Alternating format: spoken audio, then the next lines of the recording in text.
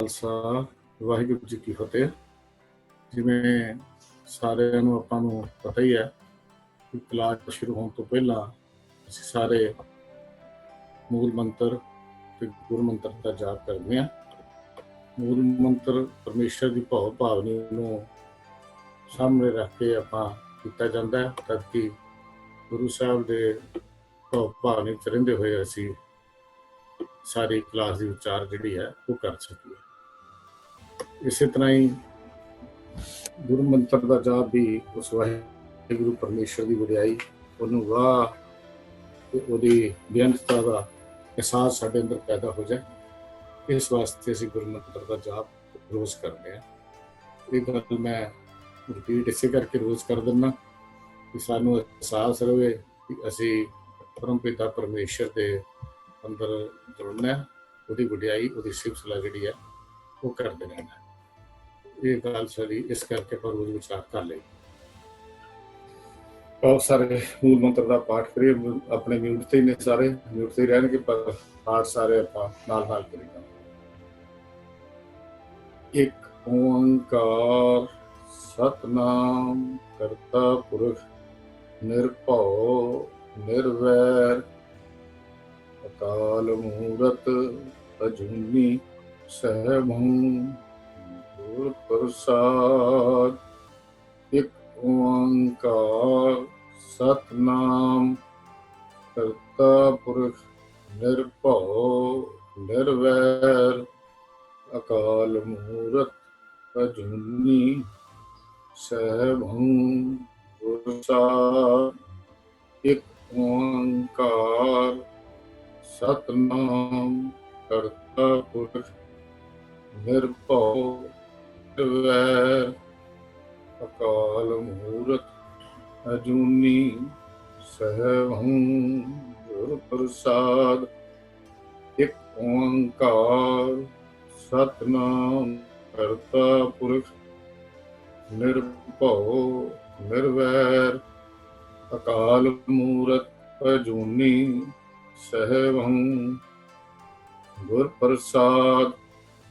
ਇੱਕ ਓੰਕਾਰ ਸਤਨਾਮ ਕਰਤਾ ਪੁਰਖ ਨਿਰਭਉ ਨਿਰਵੈਰ ਅਕਾਲ ਮੂਰਤ ਅਜੂਨੀ ਸਹਿਬੰ ਗੁਰ ਪ੍ਰਸਾਦ। ਵਾਹਿਗੁਰੂ ਵਾਹਿਗੁਰੂ ਵਾਹਿਗੁਰੂ ਵਾਹਿਗੁਰੂ ਵਾਹਿਗੁਰੂ ਵਾਹਿਗੁਰੂ ਵਾਹਿਗੁਰੂ ਵਾਹਿਗੁਰੂ ਵਾਹਿਗੁਰੂ ਵਾਹਿਗੁਰੂ ਵਾਹਿਗੁਰੂ ਵਾਹਿਗੁਰੂ ਵਾਹਿਗੁਰੂ ਵਾਹਿਗੁਰੂ ਵਾਹਿਗੁਰੂ ਵਾਹਿਗੁਰੂ ਵਾਹਿਗੁਰੂ ਵਾਹਿਗੁਰੂ। ਵਾਹਿਗੁਰੂ ਜੀ ਕਾ ਖਾਲਸਾ, ਵਾਹਿਗੁਰੂ ਜੀ ਕੀ ਫਤਿਹ। ਅਕਾਲ ਪੁਰਖ ਵਾਹਿਗੁਰੂ ਜੀ ਦੀ ਅਪਾਰ ਰਹਿਮਤ ਬਖਸ਼ਿਸ਼ ਸਦਕਾ ਅਸੀਂ ਸਿੱਧ ਗੋਸ਼ਟ ਦੀ ਬਾਣੀ ਦੀ ਵਿਚਾਰ ਆਰੰਭ ਕੀਤੀ ਹੈ। ਪਿਛਲੇ ਦਿਨੀ 5 ਪੌੜੀਆਂ ਦੀ ਵਿਚਾਰ ਅਸੀਂ ਕਰ ਚੁੱਕੇ ਹਾਂ। ਅੱਜ ਅਸੀਂ 6ਵੀਂ ਪੌੜੀ ਤੋਂ ਇਹਦੀ ਵਿਚਾਰ ਆਰੰਭ ਕਰਨੀ ਹੈ। ਜੇ ਥੋੜਾ ਜਿਹਾ ਇਹਦੇ ਪਿਛਲੇ ਪਾਸੇ ਨੂੰ ਆਪਾਂ ਚੱਲ ਪਈਏ ਤੇ ਗੁਰੂ ਸਾਹਿਬ ਜੀ ਨੇ ਕੱਲ ਦੀ ਜਿਹੜੀ ਪੌੜੀ ਸੀ ਉਹਦੇ ਵਿੱਚ ਵਿਚਾਰ ਦਿੱਤੇ ਜੋ ਵੀ ਸਾਡਾ ਮਤ ਤੁਹਾਡੇ ਮਤ ਤੋਂ ਬਹੁਤ ਫਰਕ ਹੈ। ਤੁਹਾਡਾ ਮਤ ਸੰਸਾਰ ਤਿਆਗਣ ਦਾ ਹੈ, ਸਾਡਾ ਮਤ ਸੰਸਾਰ ਵਿੱਚ ਰਹਿ ਕੇ ਬੰਦਗੀ ਕਰਨ ਦਾ। ਬੜੀ ਸੋਹਣੀ ਉਦਾਹਰਨ ਦੋ ਦਿੱਤੀਆਂ। ਜੈਸੇ ਜਲ ਮੈਂ ਕਮਲ ਨਿਰਾਲਮ ਮੁਰਗਾਈ ਮੈਂ ਸਾਨੇ ਸੁਰਤ ਸ਼ਬਦ ਭਵ ਸਾਗਰ ਕਰੀਐ ਨਾਨਕ ਨਾਮ ਵਖਾਨ। ਇਹ ਕੱਲ 2 ਉਦਾਹਰਨਾਂ ਦੇ ਕੇ ਗੁਰੂ ਪਾਤਸ਼ਾਹ ਜੀ ਨੇ ਦੱਸਿਆ ਕਿ ਰਹਿਣਾ ਸੰਸਾਰ ਵਿੱਚ ਹੈ, ਲੇਕਿਨ ਕਮਲ ਦੇ ਫੁੱਲ ਵਾਂਗੂ ਆਪਣੇ ਆਪ ਨੂੰ ਨਿਰਲੇਪ ਰੱਖਣਾ। ਇਹ ਨਹੀਂ ਕਿ ਆਪਾਂ ਸੰਸਾਰ ਵਿੱਚ ਰਹੀਏ ਤੇ ਇਹਦੇ ਚਿੱਕੜ ਵਿੱਚ ਹੀ ਫਸੇ ਰਹੀਏ, ਐਸਾ ਕੰਮ ਨਹੀਂ ਕਰਨਾ। ਅਸੀਂ ਆਪਣੇ ਆਪ ਨੂੰ ਨਜੀਬ ਰੱਖਦੇ ਹੋਏ ਵਾਹਿਗੁਰੂ ਦੀ ਬੰਦਗੀ ਤੇ ਭਰੋਸਾ ਕਰਦੇ ਹੋਏ ਉਸ ਪਰਮੇਸ਼ਰ ਦੀ ਯਾਦ ਵਿੱਚ ਜੁੜਨਾ ਤੇ ਉਸ ਪਰਮੇਸ਼ਰ ਦੇ ਨਾਲ ਆਪਣੀ ਸਾਂਝ ਪ੍ਰੀਤ ਪਾਉਣੀ ਹੈ। ਗੁਰੂ ਪਾਤਸ਼ਾਹ ਜੀ ਨੇ ਕੱਲ ਦੀ ਜਿਹੜੀ ਇਹ ਆਪਾਂ ਪੌੜੀ ਕੀਤੀ ਸੀ, ਜਿਹਨੂੰ ਅਸੀਂ 5ਵੀਂ ਪੌੜੀ ਕਹਿੰਦੇ ਆ, ਜੈਸੇ ਜਲ ਮੈਂ ਕਮਲ ਨਿਰਾਲਮ ਮੁਰਗਾਈ ਲੈ ਸਾਨੇ ਸੁਰਤ ਸ਼ਬਦ ਭਵ ਸਾਗਰ ਕਰੀਐ ਨਾਨਕ ਨਾਮ ਬਖਾਨੈ। ਰਹੇ ਇਕਾਂਤ ਇੱਕੋ ਮਨ ਵਸਿਆ ਆਸਾ ਮਾਹੇ ਨਿਰਾਸੋ ਅਗੰਮ ਅਗੋਚਰ ਦੇਖ ਦਿਖਾਏ ਨਾਨਕ ਕਾਂਕਾ ਦਾਸੋ। ਮਾਲ ਦੇ ਬੋਲ ਗੁਰੂ ਪਾਤਸ਼ਾਹ ਜੀ ਨੇ ਕੱਲ ਸਾਨੂੰ ਸਮਝਾਏ ਉਦਾਸੀ ਕਿਵੇਂ ਬਣਨਾ, ਆਸਾ ਦੇ ਵਿੱਚ ਸੰਸਾਰ ਵਿੱਚ ਰਹਿੰਦਿਆਂ ਹੋਏ ਨਿਰਲੇਪਤਾ ਕਿਵੇਂ ਆਉਣੀ ਹੈ।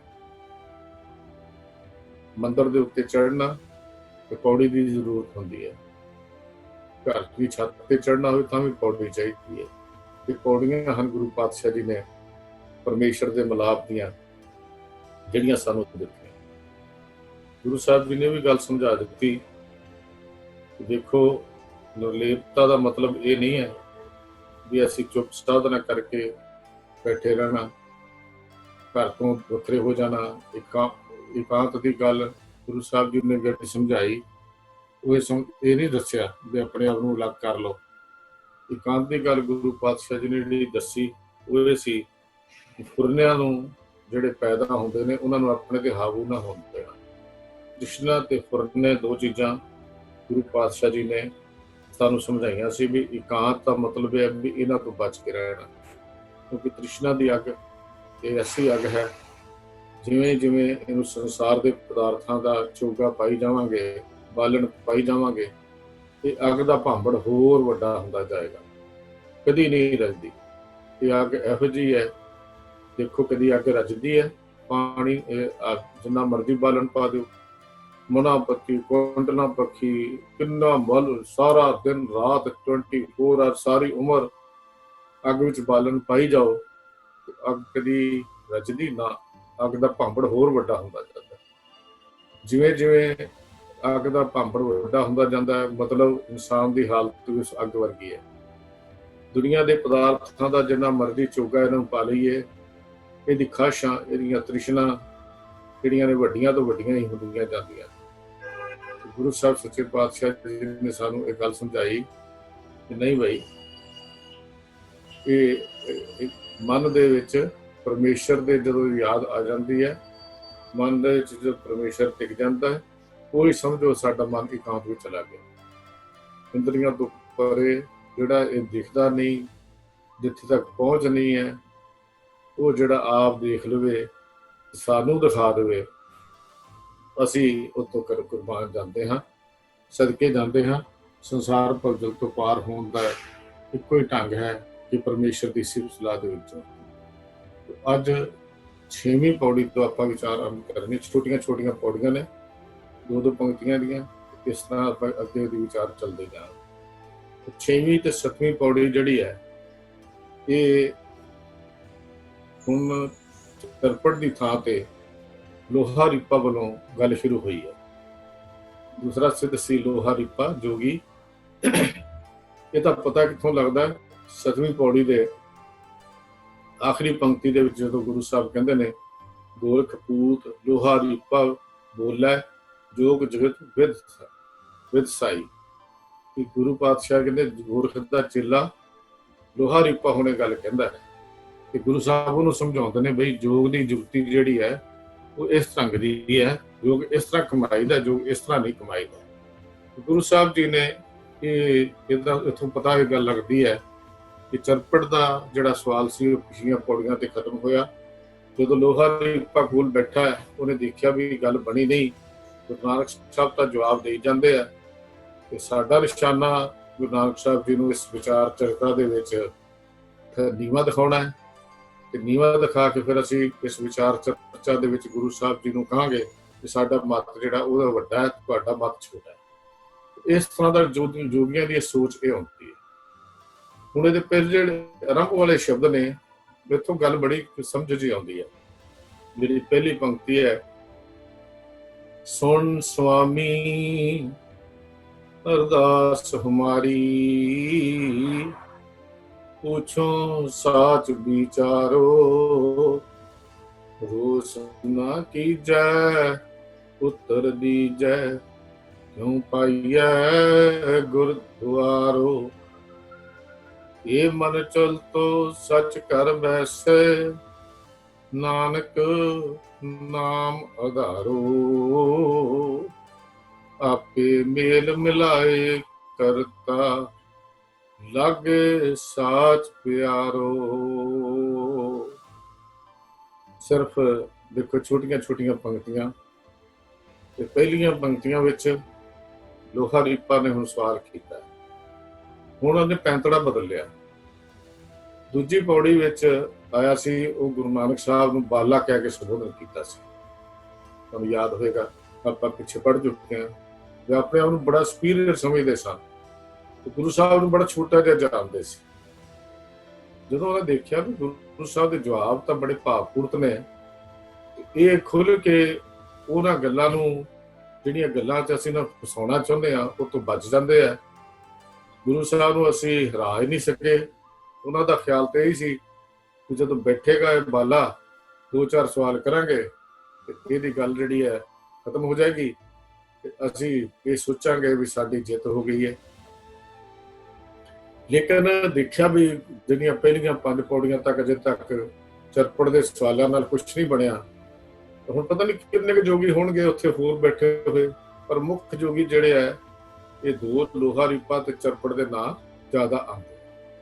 ਇਸ ਤੋਂ ਅੱਗੇ ਹੋਰ ਵੀ ਜੋਗੀ ਹੋਣਗੇ। ਜੋਗੀਆਂ ਦਾ ਤਾਂ ਢੇਰ ਲੱਗਾ ਹੋਇਆ ਸੀ ਉੱਥੇ, ਕਿਉਂਕਿ ਸ਼ਿਵਰਾਤਰੀ ਦਾ ਮੇਲਾ, ਤੇ ਬਹੁਤ ਵੱਡੀ ਗਿਣਤੀ ਜੋਗੀ ਉੱਥੇ ਇਕੱਠੇ ਹੋ ਕੇ ਆਉਂਦੇ ਸਨ। ਤੇ ਆਪਾਂ ਨੂੰ ਪਤਾ ਹੈ ਉੱਥੇ ਜੋਗੀ ਬਹੁਤ ਵੱਡੀ ਗਿਣਤੀ 'ਚ ਆਉਂਦੇ ਸਨ। ਹੁਣ ਉਹਨਾਂ ਨੇ ਪੈਂਤੜਾ ਬਦਲਿਆ, ਹੁਣ ਉਹਨਾਂ ਨੂੰ ਬਾਲਾ ਨਹੀਂ ਕਿਹਾ। ਪਹਿਲਾਂ ਤਾਂ ਦਬਕਾ ਮਾਰ ਕੇ ਜਿਵੇਂ ਗੱਲ ਕਰੀਦੀ ਹੈ ਨਾ ਆਪਣੇ ਤੋਂ ਛੋਟੇ ਨੂੰ, ਹੋਏ 10 ਹੋਏ ਕਾਰ ਹੋਏ, ਆਪਣਾ ਸੁਭਾਅ ਇਹੋ ਜਿਹਾ ਹੀ ਹੈ ਨਾ ਸਾਰਿਆਂ ਦਾ, ਕਿ ਜਦੋਂ ਛੋਟੇ ਨੂੰ ਆਪਣੇ ਤੋਂ ਗੱਲ ਕਰਨੀ ਹੈ ਉਦੋਂ ਸਾਡੇ ਬੋਲਣ ਦਾ ਲਹਿਜ਼ਾ ਹੋਰ ਹੁੰਦਾ ਹੈ, ਤੇ ਜਦੋਂ ਆਪਣੇ ਤੋਂ ਵੱਡੇ ਨਾਲ ਗੱਲ ਕਰਨੀ ਹੈ ਉਦੋਂ ਬੋਲਣ ਦਾ ਲਹਿਜ਼ਾ ਹੀ ਬਦਲ ਜਾਂਦਾ ਹੈ। ਭਾਵੇਂ ਉਹ ਆਰਥਿਕ ਪੱਖ ਤੋਂ ਹੋਵੇ, ਭਾਵੇਂ ਸਮਾਜਿਕ ਪੱਖ ਤੋਂ ਹੋਵੇ, ਤੇ ਭਾਵੇਂ ਉਹ ਸਾਡੇ ਰੋਜ਼ਾਨਾ ਜੀਵਨ ਕਾਰ ਵਿਹਾਰ ਦੇ ਵਿੱਚ ਹੋਵੇ। ਇਹ ਸਾਡੇ ਬੋਲਣ ਦਾ ਸੁਭਾਅ ਜਿਹੜਾ ਪੈਂਤੜਾ ਬਦਲ ਜਾਂਦਾ ਹੈ ਜਦੋਂ ਅਸੀਂ ਆਪਣੇ ਤੋਂ ਨੀਵੇਂ ਨਾਲ ਤੇ ਜਾਂ ਆਪਣੇ ਤੋਂ ਬਰਾਬਰ ਤੇ ਆਪਣੇ ਤੋਂ ਵੱਡੇ ਦੇ ਨਾਲ ਇਹ ਸਮਾਜਿਕ ਪੱਖ ਤੋਂ, ਅਧਿਆਤਮਿਕ ਪੱਖ ਤੋਂ, ਆਰਥਿਕ ਪੱਖ ਤੋਂ ਗੱਲ ਕਰਨੇ, ਤਾਂ ਸਾਡਾ ਪੈਂਤੜਾ ਜਿਹੜਾ ਉਹ ਬਦਲ ਜਾਂਦਾ। ਇਸੇ ਤਰ੍ਹਾਂ ਹੁਣ ਜੋਗੀਆਂ ਨੇ ਆਪਣਾ ਪੈਂਤੜਾ ਬਦਲ ਲਿਆ। ਜੋਗੀ ਹੁਣ ਪੈਂਤੜਾ ਬਦਲਦੇ ਹੋਏ ਜਿਹੜੀ ਗੱਲ ਕਰਦੇ ਆ, ਗੁਰੂ ਸਾਹਿਬ ਜੀ ਨੇ ਹੁਣ ਉਹ ਇਹ ਨਹੀਂ ਕਹਿੰਦੇ ਵੀ ਤੂੰ ਬਾਲਕ ਹੈ, ਹੁਣ ਕਹਿੰਦੇ ਦੇਖ ਸੁਣ ਸਵਾਮੀ। ਹੁਣ ਸਵਾਮੀ ਹੁੰਦਾ ਮਾਲਕ, ਸਵਾਮੀ ਦਾ ਅਰਥ ਜਿਹੜਾ ਹੁੰਦਾ ਮਾਲਕ ਹੁੰਦਾ ਹੈ, ਵੱਡਾ। ਤੇ ਅਰਦਾਸ ਦਾ ਅਰਥ ਹੁੰਦਾ ਬੇਨਤੀ। ਹੁਣ ਅਰਦਾਸ ਦਾ ਹੁਕਮ ਨਹੀਂ ਹੋ ਸਕਦਾ, ਅਰਦਾਸ ਦਾ ਅਰਥ ਬੇਨਤੀ ਰਹੇਗਾ। ਕਹਿੰਦੇ ਹੁਣ ਲੋਹਾ ਰੀਪਾ ਕਹਿਣ ਲੱਗਾ, ਬਾਬਾ ਜੀ ਤੁਸੀਂ ਸਾਡੇ ਵੱਡੇ ਹੋ, ਤੁਸੀਂ ਸਾਡੇ ਤੋਂ ਸਿਆਣੇ ਹੋ, ਹੁਣ ਇਸ ਤਰ੍ਹਾਂ ਗੱਲ ਕਰ ਰਿਹਾ। ਜਦੋਂ ਉਹਨੂੰ ਸਮਝ ਆ ਗਈ, ਭਾਵੇਂ ਹਾਲਾਂ ਉਹਨਾਂ ਦਾ ਮਨੋਰਥ ਨਹੀਂ ਹੈ ਗੁਰੂ ਸਾਹਿਬ ਦੇ ਅੱਗੇ ਝੁਕਣਾ, ਪਰ ਉਹਨਾਂ ਦਾ ਇਹ ਖਿਆਲ ਸੀ ਵੀ ਚਲੋ ਇਸ ਢੰਗ ਨਾਲ ਗੱਲ ਕਰਕੇ ਦੇਖੋ, ਸ਼ਾਇਦ ਗੁਰੂ ਸਾਹਿਬ ਦੇ ਅੰਦਰ ਕੋਈ ਚੇਂਜ ਆ ਜਾਏ ਜਾਂ ਤਬਦੀਲੀ ਆ ਜਾਏ, ਜਾਂ ਹੋਰ ਕੋਈ ਸਾਡੀਆਂ ਗੱਲਾਂ ਦਾ ਜਵਾਬ ਨਾ ਹੀ ਦੇ ਸਕਣ। ਉਹਨਾਂ ਦੇ ਦਿਮਾਗ 'ਚ ਇਹ ਗੱਲ ਸੀ। ਲੇਕਿਨ ਹੁਣ ਪੈਂਤੜਾ ਬਦਲ ਕੇ ਉਹਨਾਂ ਨੇ ਇਹ ਕਹਿ ਦਿੱਤਾ ਵੀ ਹੁਣ ਤੂੰ ਸੁਣ ਸਵਾਮੀ। ਹੁਣ ਬੜੇ ਸਤਿਕਾਰ ਨਾਲ ਬੋਲੇ, ਬੜੇ ਪਿਆਰ ਨਾਲ, ਅਦਬ ਨਾਲ ਜਿਵੇਂ ਬੋਲਣਾ ਹੁੰਦਾ। ਮੈਂ ਫਿਰ ਬੇਨਤੀ ਕਰਾਂ, ਆਪਣੇ ਤੋਂ ਵੱਡਾ ਜਦੋਂ ਉਹਨਾਂ ਨੂੰ ਸਮਝ ਆਵੇ ਨਾ ਥੋੜੀ ਬਹੁਤੀ, ਤੇ ਫਿਰ ਬੰਦਾ ਪਿਆਰ ਸਤਿਕਾਰ ਦੀ ਜਿਹੜੀ ਹੈ ਉਹ ਟੋਨ ਆਪਣੀ ਚੇਂਜ ਕਰ ਲੈਂਦਾ, ਤੇ ਉਹ ਸਤਿਕਾਰ ਦੇ ਵਿੱਚ ਆ ਜਾਂਦਾ। ਕਹਿੰਦੇ ਜੀ ਚਰਪੜ, ਸੌਰੀ ਇਹ ਚਰਪੜ ਦਾ ਪ੍ਰਸ਼ਨ ਹੈ। ਅਗਲਾ ਲੋਹਾ ਰੀਪਾ ਦੀ ਪੌੜੀ ਚਰਪੜ ਦਾ ਹੀ ਹੈ, ਜਿਹੜੀ 6ਵੀਂ ਪੌੜੀ ਹੈ, ਤੇ 7ਵੀਂ ਪੌੜੀ ਜਿਹੜੀ ਹੈ ਉਹ ਲੋਹਾ ਰੀਪਾ ਤੋਂ ਅੱਗੇ ਸ਼ੁਰੂ ਹੁੰਦੀ। ਸੌਰੀ ਮੈਂ ਪਹਿਲਾਂ ਇਹਦੇ ਇੱਥੇ ਵੀ ਲੋਹਾ ਰੀਪਾ ਕਿਹਾ, ਇਹ ਚਰਪੜ ਨੇ ਕੁਐਸਚਨ ਕੀਤਾ, ਤੇ ਹੁਣ ਅੱਗੋਂ ਜਿਹੜੇ ਜਵਾਬ ਨੇ ਜਾਂ ਸਵਾਲ ਨੇ ਉਹ ਫਿਰ ਚਰਪੜ ਲੋਹਾ ਰੀਪਾ ਦੇ ਸ਼ੁਰੂ ਹੁੰਦੇ। ਚਰਪੜ ਕਹਿਣ ਲੱਗਾ, ਮਾਲਕ ਮੇਰੇ, ਇਹ ਮੇਰੇ ਸਵਾਮੀ, ਹੁਣ ਤੂੰ ਮੇਰੀ ਬੇਨਤੀ ਸੁਣ। ਬੇਨਤੀ ਕੀ? ਮੈਂ ਤੇਰੇ ਤੋਂ ਸਹੀ ਵਿਚਾਰ ਦੀ ਗੱਲ ਪੁੱਛਣੀ ਚਾਹੁੰਦਾ। ਸਹੀ ਵਿਚਾਰ ਮੈਨੂੰ ਦੱਸ, ਪਰਮਾਰਥ ਦੀ ਵਿਚਾਰ ਕੀ ਹੈ, ਉਹ ਹੁੰਦੀ ਕੀ ਹੈ। ਮੇਰੀ ਗੱਲ ਦਾ ਗੁੱਸਾ ਨਾ ਕਰਿਓ, ਤੁਸੀਂ ਇਹ ਨਾ ਗੁੱਸਾ ਕਰ ਲੈਣਾ ਕਿ ਜੋਗੀ ਬਾਰ-ਬਾਰ ਪ੍ਰਸ਼ਨ ਹੀ ਪੁੱਛੀ ਜਾਂਦੇ ਆ। ਸਾਡੇ ਕੋਲੋਂ ਤਾਂ ਕੋਈ 2 ਵਾਰੀ ਪੁੱਛ ਲਿਓ ਨਾ ਗੱਲ, ਉਹ ਕਹਿੰਦੇ ਤੈਨੂੰ ਸਮਝ ਨਹੀਂ ਆਈ, ਤੈਨੂੰ ਪਤਾ ਨਹੀਂ ਲੱਗਾ ਮੈਂ ਕੀ ਬੋਲਿਆ। ਸਾਡਾ ਸੁਭਾਅ ਇਹ ਹੈ। ਤੇ ਗੁਰੂ ਪਾਤਸ਼ਾਹ ਨੂੰ ਜੋ ਵੀ ਸ਼ਾਇਦ ਇਹੋ ਜਿਹਾ ਸਮਝਿਆ ਹੋਏਗਾ ਉਹਨੇ, ਤਰਪਟ ਨੇ ਜਾਂ ਜੋਗੀਆਂ ਨੇ, ਵੀ ਗੁਰੂ ਸਾਹਿਬ ਦਾ ਸੁਭਾਅ ਵੀ ਆਮ ਮਨੁੱਖਾਂ ਵਰਗਾ ਹੀ ਹੋਏਗਾ। ਉਹਨਾਂ ਨੂੰ ਕਹਿੰਦਾ ਮਹਾਰਾਜ ਸਵਾਮੀ ਜੀ ਗੁੱਸਾ ਨਾ ਕਰੋ ਮੇਰੀ ਗੱਲ ਦਾ, ਮੈਂ ਤਾਂ ਤੁਹਾਨੂੰ ਅਜੇ ਆਪਾਂ ਵਿਚਾਰ ਚਰਚਾ ਕਰਨੀ ਹੈ, ਆਪਾਂ ਕਾਫੀ ਲੰਬੀਆਂ ਵਿਚਾਰਾਂ ਕਰਨੀਆਂ ਨੇ ਇਹਦੇ ਬਾਰੇ। ਤੁਸੀਂ ਬਸ ਉੱਤਰ ਦਿਓ, ਜਿਵੇਂ ਜਿਵੇਂ ਸਵਾਲ ਸਾਡੇ ਮਨ 'ਚ ਆਈ ਜਾਂਦੇ ਆ, ਫੁਰਦੇ ਜਾਂਦੇ ਆ। ਹੁਣ ਉਹਨਾਂ ਦੇ ਸ਼ੰਕੇ ਹੱਲ ਕਰੋ। ਹੁਣ ਜਵਾਬ ਨਹੀਂ ਮੰਗਿਆ, ਹੁਣ ਸ਼ੰਕੇ ਹੱਲ ਕਰਨ ਦੀ ਗੱਲ ਕਰਨ ਲੱਗ ਪਏ। ਸਾਡੇ ਉਹ ਜਿਹੜੇ ਸ਼ੰਕੇ ਨੇ ਉਹ ਹੱਲ ਕਰੋ ਤੇ ਗੁੱਸਾ ਨਹੀਂ ਹੋਣਾ। ਜੇ ਸਾਡਾ ਸਾਰਾ ਕਹਿੰਦੇ ਫਿਰ ਪੁੱਛਣਾ ਕੀ ਹੈ, ਦੋਸ ਨਾ ਕੀਜੈ ਪੁੱਤਰ ਦੀਜੈ, ਕਿਉਂ ਪਾਈਏ ਗੁਰਦੁਆਰੋ। ਵੀ ਇਹ ਦੱਸੋ ਤੁਸੀਂ ਵੀ ਗੁਰੂ ਦਾ ਦਰ ਕਿਵੇਂ ਮਿਲਦਾ ਹੈ, ਗੁਰੂ ਦਾ ਦਰ ਕਿਵੇਂ ਮਿਲਦਾ ਹੈ, ਜਾਂ ਇਹ ਕਿੱਦਾਂ ਸਾਨੂੰ ਸਮਝ ਆ ਜਾਵੇ ਵੀ ਸਾਨੂੰ ਗੁਰੂ ਦਾ ਦਰ ਮਿਲ ਪਿਆ। ਬੜਾ ਟੇਢਾ ਜਿਹਾ ਕੁਐਸਚਨ ਹੈ, ਬੜਾ ਔਖਾ ਜਿਹਾ ਸਵਾਲ ਹੈ। ਅਸੀਂ ਵੀ ਰੋਜ਼ ਇਹੋ ਗੱਲਾਂ ਕਰਦੇ ਹਾਂ ਆਪਣੀ ਰੋਜ਼ਾਨਾ ਜੀਵਨ ਦੇ ਵਿੱਚ। ਲੋ ਜੀ ਗੁਰੂ ਮਿਲੇ ਤਾਂ ਕੀ ਹੋ ਜਾਏਗਾ, ਗੁਰੂ ਮਿਲ ਜਾਏ ਤਾਂ ਕੀ ਹੋ ਜਾਏਗਾ। ਹੁਣ ਗੁਰੂ ਸਾਹਿਬ ਜੀ ਨੇ ਉਹਦਾ ਜਵਾਬ ਦਿੱਤਾ। ਅੱਗੇ ਅਗਲੀ ਪੰਕਤੀ ਜਿਹੜੀ ਹੈ ਨਾਲ ਹੁਣ ਗੁਰੂ ਸਾਹਿਬ ਦਾ ਜਵਾਬ ਹੈ ਗੁਰੂ ਨਾਨਕ ਦੇਵ ਪਾਤਸ਼ਾਹ ਜੀ ਦਾ। ਤਾਂ ਪਹਿਲੀ ਹੈ ਇੱਕ ਦੋ ਪੰਕਤੀ ਜਾਂ 2 ਪੰਕਤੀਆਂ ਦੇ ਵਿੱਚ ਸਵਾਲ ਹੈ। ਹੁਣ ਸਵਾਲ ਵੀ ਬੜਾ ਨਿਮਰਤਾ ਨਾਲ ਭਰਿਆ ਹੋਇਆ ਹੈ। ਤੇ ਹੁਣ ਗੁਰੂ ਪਾਤਸ਼ਾਹ ਨੂੰ ਕੁਐਸਚਨ ਵੀ ਇਹੋ ਹੀ ਪੁੱਛਿਆ ਵੀ ਕੀ ਵੀ ਮਹਾਰਾਜ ਜੀ ਉਹ ਗੁੱਸਾ ਨਹੀਂ ਕਰਨਾ, ਅਸੀਂ ਸਵਾਲ ਕੀਤਾ, ਸਾਡੇ ਮਨ 'ਚ ਇੱਕ ਸ਼ੰਕਾ ਹੈ, ਇੱਕ ਨਹੀਂ ਕਈ ਸ਼ੰਕੇ ਪੈਦਾ ਉਹ ਪ੍ਰਗਟ ਹੋ ਰਹੇ ਨੇ, ਪਰ ਤੁਸੀਂ ਹੁਣ ਸਾਡੇ ਇਸ ਕੁਐਸਚਨ ਦਾ, ਇਸ ਸ਼ੰਕੇ ਨੂੰ ਨਿਵਰਤ ਕਰੋ, ਇਹਦਾ ਜਵਾਬ ਦਿਓ। ਵੀ ਮਨ ਜਿਹੜਾ ਹੈ ਪਤਾ ਕਿਵੇਂ ਲੱਗ ਜਾਏ ਵੀ ਸਾਡਾ ਗੁਰੂ ਨਾਲ ਮਿਲਾਪ ਹੋ ਗਿਆ, ਸਾਨੂੰ ਗੁਰੂ ਮਿਲ ਪਿਆ, ਇਹ ਗੱਲ ਕਿਵੇਂ ਪਤਾ ਲੱਗੇਗੀ। ਹੁਣ ਆਪਾਂ ਆਪਣੀ ਜ਼ਿੰਦਗੀ ਨੂੰ ਪਰਖ ਕੇ ਦੇਖਣਾ। ਜਿਹੜਾ ਜਵਾਬ ਗੁਰੂ ਸਾਹਿਬ ਨੇ ਦਿੱਤਾ ਕਿ ਸੱਚਮੁੱਚ ਅਸੀਂ ਗੁਰੂ ਵਾਲੇ ਬਣ ਗਏ, ਅਸੀਂ ਅੰਮ੍ਰਿਤ ਪਾਨ ਕਰ ਲਿਆ, ਅਸੀਂ ਗੁਰੂ ਦੀ ਸ਼ਰਨ ਵਿੱਚ ਆ ਗਏ, ਅਸੀਂ ਗੁਰੂ ਦੇ ਨਾਲ ਮਿਲਾ ਆਪਣੀ ਸਾਂਝ ਹੋਈ ਸਮਝ ਲਈ, ਰਹਿਤ ਰੱਖ ਲਈ, ਨਿਤਨੇਮ ਦਾ ਪਾਠ ਕਰ ਲਿਆ, ਅਸੀਂ ਇਹ ਕੁਝ ਕੀਤਾ, ਸਤਸੰਗਤ ਵੀ ਕੀਤੀ, ਕਿ ਸੱਚਮੁੱਚ ਗੁਰੂ ਨਾਲ ਸਾਡਾ ਮਿਲਾਪ ਹੋ ਗਿਆ ਜਾਂ ਅਸੀਂ ਗੁਰੂ ਦੇ ਨੇੜੇ ਹੋ ਗਏ। ਇੱਕ ਕੁਐਸਚਨ ਸਾਡੇ ਮਨਾਂ 'ਚ ਆ ਜਾਂਦਾ ਜਦੋਂ ਸਿੱਧਾਂ ਦਾ ਜਵਾਬ, ਸਿੱਧ ਤਾਂ ਇੰਨੀ ਉਮਰਾਂ ਲਾ ਲਈਆਂ ਉਹਨਾਂ ਨੇ, ਆਪਣੀਆਂ ਸਾਰੀ ਜ਼ਿੰਦਗੀਆਂ ਸਿੱਧਾਂ ਨੇ ਆਪਣੀਆਂ ਇਸ ਕੰਮ 'ਚ ਲਾ ਦਿੱਤੀਆਂ। ਉਹ ਗੁਰੂ ਸਾਹਿਬ ਨੂੰ ਇਹ ਸਵਾਲ ਕਿਉਂ ਕਰ ਰਹੇ ਨੇ, ਬੇਰੋਸ ਨਾ ਕੀਜੈ ਪੁੱਤਰ ਦੀਜੈ। ਕਿਹੜਾ ਸਵਾਲ, ਕਿਉਂ ਪਾਈਐ ਗੁਰਦੁਆਰੋ, ਕਿ ਗੁਰੂ ਦਾ ਦਰ ਕਿਵੇਂ ਮਿਲਦਾ ਹੈ। ਹੁਣ ਇਹ ਕੁਐਸਚਨ ਸਾਡੇ ਅੱਗੇ ਵੀ ਹੈ। ਫਿਰ ਕਹਿੰਦੇ ਨੇ ਗੁਰੂ ਸਾਹਿਬ ਜਵਾਬ ਦਿੰਦੇ ਆ, ਆਪਾਂ ਅੱਗੇ ਨਾਲ ਨਾਲ ਇਹਦੀ ਗੱਲ ਕਰਦੇ ਜਾਂਦੇ ਆ। ਇਹ ਮਨ ਚਲਤੋ ਸੱਚ ਕਰ ਬੈਸੈ, ਨਾਨਕ ਨਾਮ ਆਧਾਰੋ। ਚਲਤੋ ਦਾ ਅਰਥ ਹੈ ਚਲਾਕ, ਚੰਚਲ। ਇਹ ਚੰਚਲ ਮਨ ਹਰ ਵੇਲੇ ਚਤੁਰਾਈ ਖੇਡਦਾ ਰਹਿੰਦਾ ਹੈ, ਚਲਾਕੀਆਂ ਕਰਦਾ ਰਹਿੰਦਾ ਹੈ। ਤੇ ਗੁਰੂ ਸਾਹਿਬ ਕਹਿਣ ਲੱਗੇ ਵੀ ਜਦੋਂ ਇਹ ਚਲਾਕ ਮਨ, ਚੰਚਲ ਮਨ ਇਹ ਸੰਸਾਰ ਦੀਆਂ ਚਲਾਕੀਆਂ ਵੱਲੋਂ ਹਟ ਜਾਏ ਤੇ ਪ੍ਰਭੂ ਦੀ ਯਾਦ ਵਿੱਚ ਜੁੜਿਆ ਰਵੇ, ਉਹ ਨਾਮ, ਉਹ ਪਰਮੇਸ਼ਰ ਦੀ, ਪ੍ਰਭੂ ਦਾ ਨਾਮ, ਪਰਮੇਸ਼ਰ ਦੀ ਯਾਦ ਜ਼ਿੰਦਗੀ ਦਾ ਆਸਰਾ ਬਣ ਜਾਏ, ਫਿਰ ਇਹ ਸਮਝ ਲੈਣਾ ਚਾਹੀਦਾ ਹੈ ਵੀ ਸਾਡੇ ਗੁਰੂ ਮਿਲ ਗਿਆ, ਸਾਡਾ ਗੁਰੂ ਨਾਲ ਮਿਲਾਪ ਹੋ ਗਿਆ। ਦੇਖੋ ਗੁਰੂ ਤੋਂ ਬਿਨਾਂ ਜਾਂ ਗੁਰੂ ਦੀ ਸ਼ਰਨ ਪੈਣ ਤੋਂ ਬਿਨਾਂ ਇਹ ਗੱਲ ਖਿਆਲ ਰੱਖਣੀ ਵੀ ਸਾਨੂੰ ਜ਼ਿੰਦਗੀ ਵਿੱਚ ਕਦੀ ਵੀ ਪਰਮੇਸ਼ਰ ਦੀ ਪ੍ਰਾਪਤੀ ਨਹੀਂ ਹੁੰਦੀ। ਗੁਰੂ ਦੇਹਧਾਰੀ ਸਰੂਪ ਦੀ ਗੱਲ ਗੁਰੂ ਸਾਹਿਬ ਨੇ ਨਹੀਂ ਕੀਤੀ।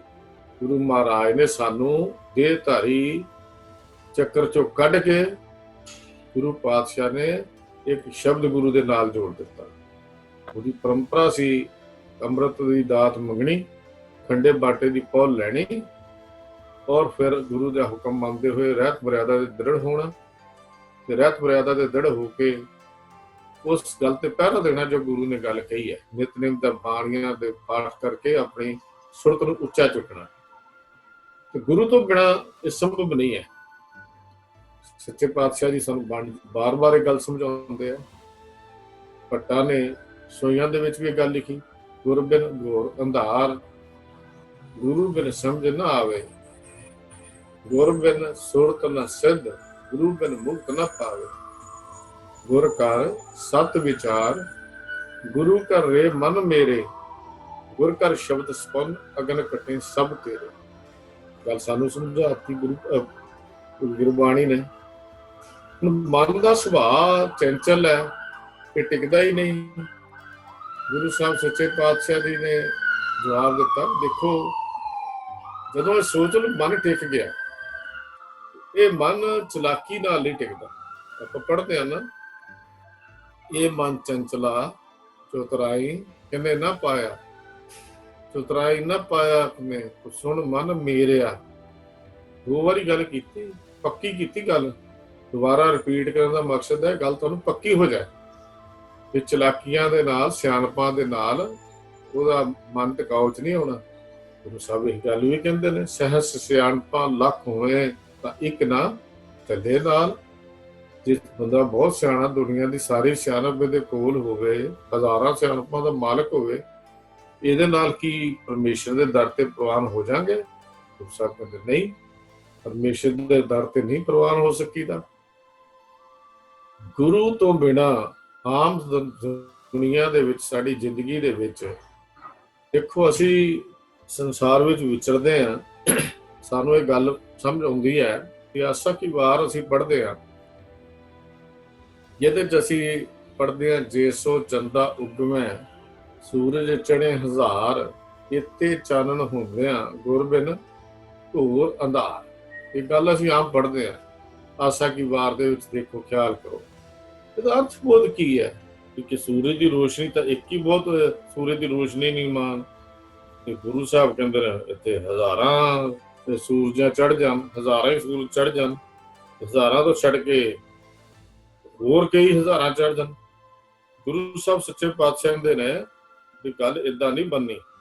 ਇਹ ਸੂਰਜ ਦੀ ਰੋਸ਼ਨੀ ਜਿਹੜੀ ਹੈ, ਇਹ ਤਾਂ ਸੰਸਾਰ ਦੀ ਰੋਸ਼ਨੀ ਦੇਣ ਵਾਲੀ ਹੈ, ਪਰ ਪਰਮੇਸ਼ਰ ਦੇ ਦਰ ਦੇ ਉੱਤੇ ਤਾਂ ਰੋਸ਼ਨੀ ਜਿਹੜੀ ਹੈ ਉਹ ਗੁਰੂ ਨੇ ਦੇਣੀ ਹੈ, ਗੁਰੂ ਨੇ ਰਾਹ ਦਿਖਾਉਣਾ। ਅੱਗੇ ਜਿਹੜੀ ਗੱਲ ਜਿਹੜੀ ਹੋਰ ਲਿਖੀ ਉਹ ਬੜੀ ਕਮਾਲ ਦੀ ਹੈ। ਗੁਰੂ ਸਾਹਿਬ ਜੀ ਨੇ ਜਿਹੜੀ ਅਗਲੀ ਗੱਲ ਲਿਖੀ ਹੈ ਨਾ, ਕਹਿੰਦੇ ਇਨਸਾਨ ਇਹ ਕਹਿੰਦਾ ਲੋੜ ਕੀ ਹੈ ਮੈਨੂੰ। ਪਹਿਲੀ ਗੱਲ ਤਾਂ ਉਹਦੇ ਦਿਮਾਗ 'ਚ ਨਹੀਂ ਆਉਂਦੀ ਵੀ ਮਨ ਦੌੜਦੇ ਹੋਏ ਮਨ ਨੂੰ ਗੁਰੂ ਤੋਂ ਬਿਨਾਂ ਕੋਈ ਕੁੰਡਾ ਨਹੀਂ ਪਾ ਸਕਦਾ। ਇਹ ਗੱਲ ਸਮਝ 'ਚ ਨਹੀਂ ਆਉਂਦੀ। ਉਹ ਆਪਣੀ ਸਿਆਣਪ ਨਾਲ ਤਾਂ ਮਨ ਨੂੰ ਵਸ ਕਰਨਾ ਚਾਹੁੰਦਾ ਹੈ, ਪਰ ਗੁਰੂ ਦੀ ਗੱਲ ਦੇ ਅਮਲ ਨਹੀਂ ਕਰਨਾ ਚਾਹੁੰਦਾ। ਆਸਾ ਕੀ ਵਾਰ ਚ ਨਾਲ ਹੀ ਗੁਰੂ ਸਾਹਿਬ ਅੱਗੇ ਲਿਖਦੇ ਹੈ, ਨਾਨਕ ਗੁਰੂ ਨਾ ਚੇਤਨੀ ਮਨ ਆਪਣੇ ਸੁਚੇਤ। ਹੁਣ ਇੱਥੇ ਮਨ ਦੀ ਚਲਾਕੀ ਦਾ ਜ਼ਿਕਰ ਕੀਤਾ। ਜਿਹੜੇ ਆਪਣੇ ਮਨ ਦੇ ਪਿੱਛੇ ਬੜੇ ਹੀ ਸੁਚੇਤ, ਦਾ ਮਤਲਬ ਆਪਣੇ ਮਨ ਨੂੰ ਵੱਡਾ ਸਮਝਦੇ ਆ, ਮਨ ਦੇ ਪਿੱਛੇ ਲੱਗਣ ਵਾਲੇ। ਨਾਨਕ ਗੁਰੂ ਨਾ ਚੇਤਨੀ ਮਨ ਆਪਣੇ ਸੁਚੇਤ, ਛੁੱਟੇ ਤਿਲ ਬਾੜ ਜਿਉ ਸੁੰਝੇ ਅੰਦਰ ਖੇਤ। ਹੁਣ ਇੱਥੇ ਗੱਲ ਆਪਾਂ ਨੂੰ ਬਾੜ ਦੀ ਤੇ ਤਿਲਾਂ ਦੀ ਉਦਾਹਰਨ ਦਿੱਤੀ ਹੈ ਗੁਰੂ ਪਾਤਸ਼ਾਹ ਜੀ ਨੇ।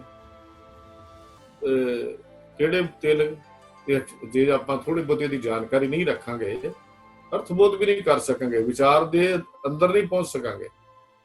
ਦੇਖੋ ਤਿਲਾਂ ਦੀ ਖੇਤੀ, ਤਿਲ ਦਾ ਦਾਣਾ ਬੜਾ ਬਰੀਕ ਹੁੰਦਾ ਸੀ, ਕਈ ਵਾਰੀ ਤੁਲਨਾ ਕਰਦੇ ਹੋ ਕਹਿੰਦੇ ਤਿਲ ਜਿੰਨਾ ਦੇ ਬਹੁਤ ਛੋਟਾ ਜਿਹਾ ਦਾਣਾ ਹੁੰਦਾ।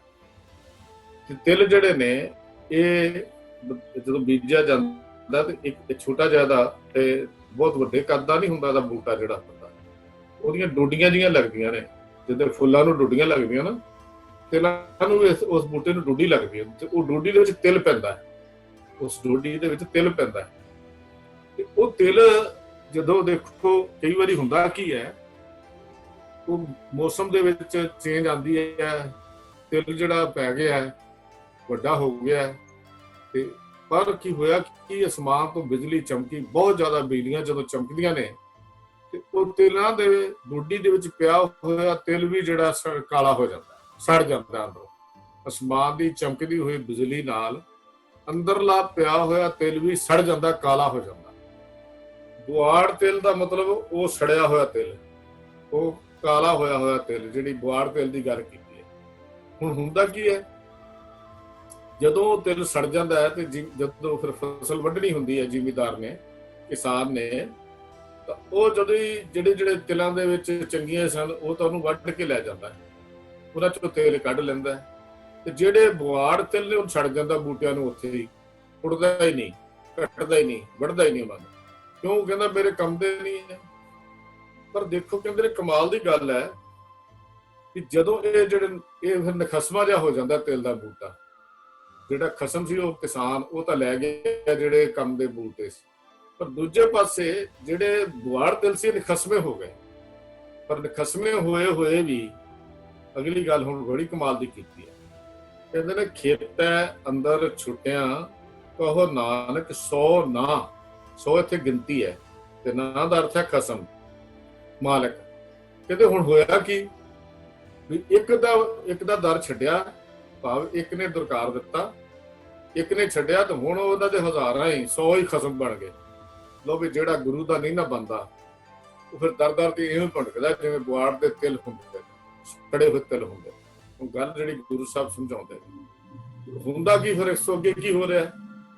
ਕਹਿੰਦੇ ਨੇ ਫਲੀਆਂ ਫੁਲੀਆਂ ਬੱਪੜੇ ਵੀ ਤਨ ਵਿੱਚ ਸੁਆਹ। ਕਹਿੰਦੇ ਦੇਖੋ ਕਿਸਾਨ ਨੇ ਇਹ ਵਿਤਕਰਾ ਨਹੀਂ ਕੀਤਾ ਵੀ ਉਹਨਾਂ ਨੂੰ ਪਾਣੀ ਨਹੀਂ ਦਿੱਤਾ ਜਾਂ ਉਹਨਾਂ ਨੂੰ ਪਾਲਿਆ ਨਹੀਂ ਸੀ, ਉਹ ਰੱਬ ਨੂੰ ਪਾਣੀ ਦਿੱਤਾ। ਕਈ ਵਾਰੀ ਅਸੀਂ ਹੁਣ ਸਵਾਲ ਕਰਦੇ, ਲੈ ਹੈ ਤਾਂ ਗੁਰਦੁਆਰੇ ਨਹੀਂ ਜਾਂਦਾ, ਇਹਨੂੰ ਤਾਂ ਰੱਬ ਬੜਾ ਪੈਸਾ ਦੇਈ ਜਾਂਦਾ ਜੀ, ਇਹਨੂੰ ਤਾਂ ਸਾਰੇ ਸੁੱਖ ਦਿੱਤੇ ਹੋਏ ਆ। ਮੇਰੀ ਬੇਨਤੀ ਹੈ ਵੀ ਇਹ ਸੁੱਖ, ਇਸ ਸੰਸਾਰ ਦੀ ਦੌਲਤ, ਸੰਸਾਰ ਦੀ ਮਾਇਆ ਅਸਲ ਵਿੱਚ ਧਾਰਮਿਕ ਜੀਵਨ ਨਾਲ ਸੰਬੰਧ ਹੀ ਨਹੀਂ ਰੱਖਦੀ। ਸਾਡਾ ਬਹੁਤ ਵੱਡਾ ਭੁਲੇਖਾ ਹੈ। ਇਹ ਸੁੱਖ ਦੁੱਖ ਪਰਮੇਸ਼ਰ ਨੇ ਦੇਣੇ ਹੀ ਨੇ, ਇਹ ਤਾਂ ਪੂਰਵ ਜਨਮ ਦੀਆਂ ਸਾਡੀਆਂ ਕੀਤੀਆਂ ਹੋਈਆਂ ਘਾਲਣਾ ਤੇ ਉਹਦੇ ਮੁਤਾਬਕ ਸਾਨੂੰ ਜੋ ਕਰਤੇ ਨੇ ਦੇਣਾ ਦੇਈ ਜਾ ਰਿਹਾ। ਇਹ ਨਹੀਂ ਕਦੀ ਹੋ ਸਕਦਾ ਕਿ ਪਰਮੇਸ਼ਰ ਸਾਡਾ ਕੋਈ ਵਿਤਕਰਾ ਕਰਦਾ ਹੋਵੇ। ਇਹ ਸੰਬੰਧ ਹੀ ਨਹੀਂ ਕੋਈ। ਅਸੀਂ ਪਾਠ ਬੜੇ ਕਰਦੇ ਆ, ਸਾਡੇ ਕੋਲ ਪੈਸਾ ਹੀ ਨਹੀਂ ਆਇਆ, ਸਾਡੇ ਦਾ ਕੰਮ ਹੀ ਨਹੀਂ ਚੱਲਿਆ। ਭੋਲਿਆ ਤੇਰਾ ਕੰਮ ਬੇਨਤੀ ਕਰਨਾ ਹੈ ਤੇ ਦਾਵਾ ਕਰਨਾ ਨਹੀਂ, ਤੂੰ ਪਾਠ ਬਹੁਤ ਕਰਦਾ। ਇਹ ਨਹੀਂ ਹੈ। ਚੰਚਲ ਮਨ ਹੈ ਨਾ, ਚੰਚਲ ਮਨ ਇਹੋ ਜਿਹੀਆਂ ਗੱਲਾਂ ਸੋਚਦਾ। ਇਹੋ ਜਿਹਾ ਜਦੋਂ ਚੰਚਲ ਮਨ ਗੱਲਾਂ ਸੋਚਦਾ ਹੈ ਤੇ ਗੁਰੂ ਸਾਹਿਬ ਜੀ ਫਿਰ ਉਹਨੂੰ ਸਮਝਾਉਣ ਲੱਗੇ ਵੀ ਜਿਹੜੇ ਸਿੱਧਾ ਨੇ ਸਵਾਲ ਕਰਤਾ, ਮਹਾਰਾਜ ਇਹਦਾ ਚਲਾਕ ਮਨ, ਇਹ ਦੱਸੋ ਤੁਸੀਂ ਗੁਰੂ ਦਾ ਦਵਾਰ ਪਤਾ ਕਿੱਦਾਂ ਲੱਗ ਜਾ ਸਾਨੂੰ ਮਿਲ ਗਿਆ। ਗੁਰੂ ਸਾਹਿਬ ਸੱਚੇ ਪਾਤਸ਼ਾਹ ਨੇ ਮਨ ਦੀਆਂ ਗੱਲਾਂ ਕੀਤੀਆਂ।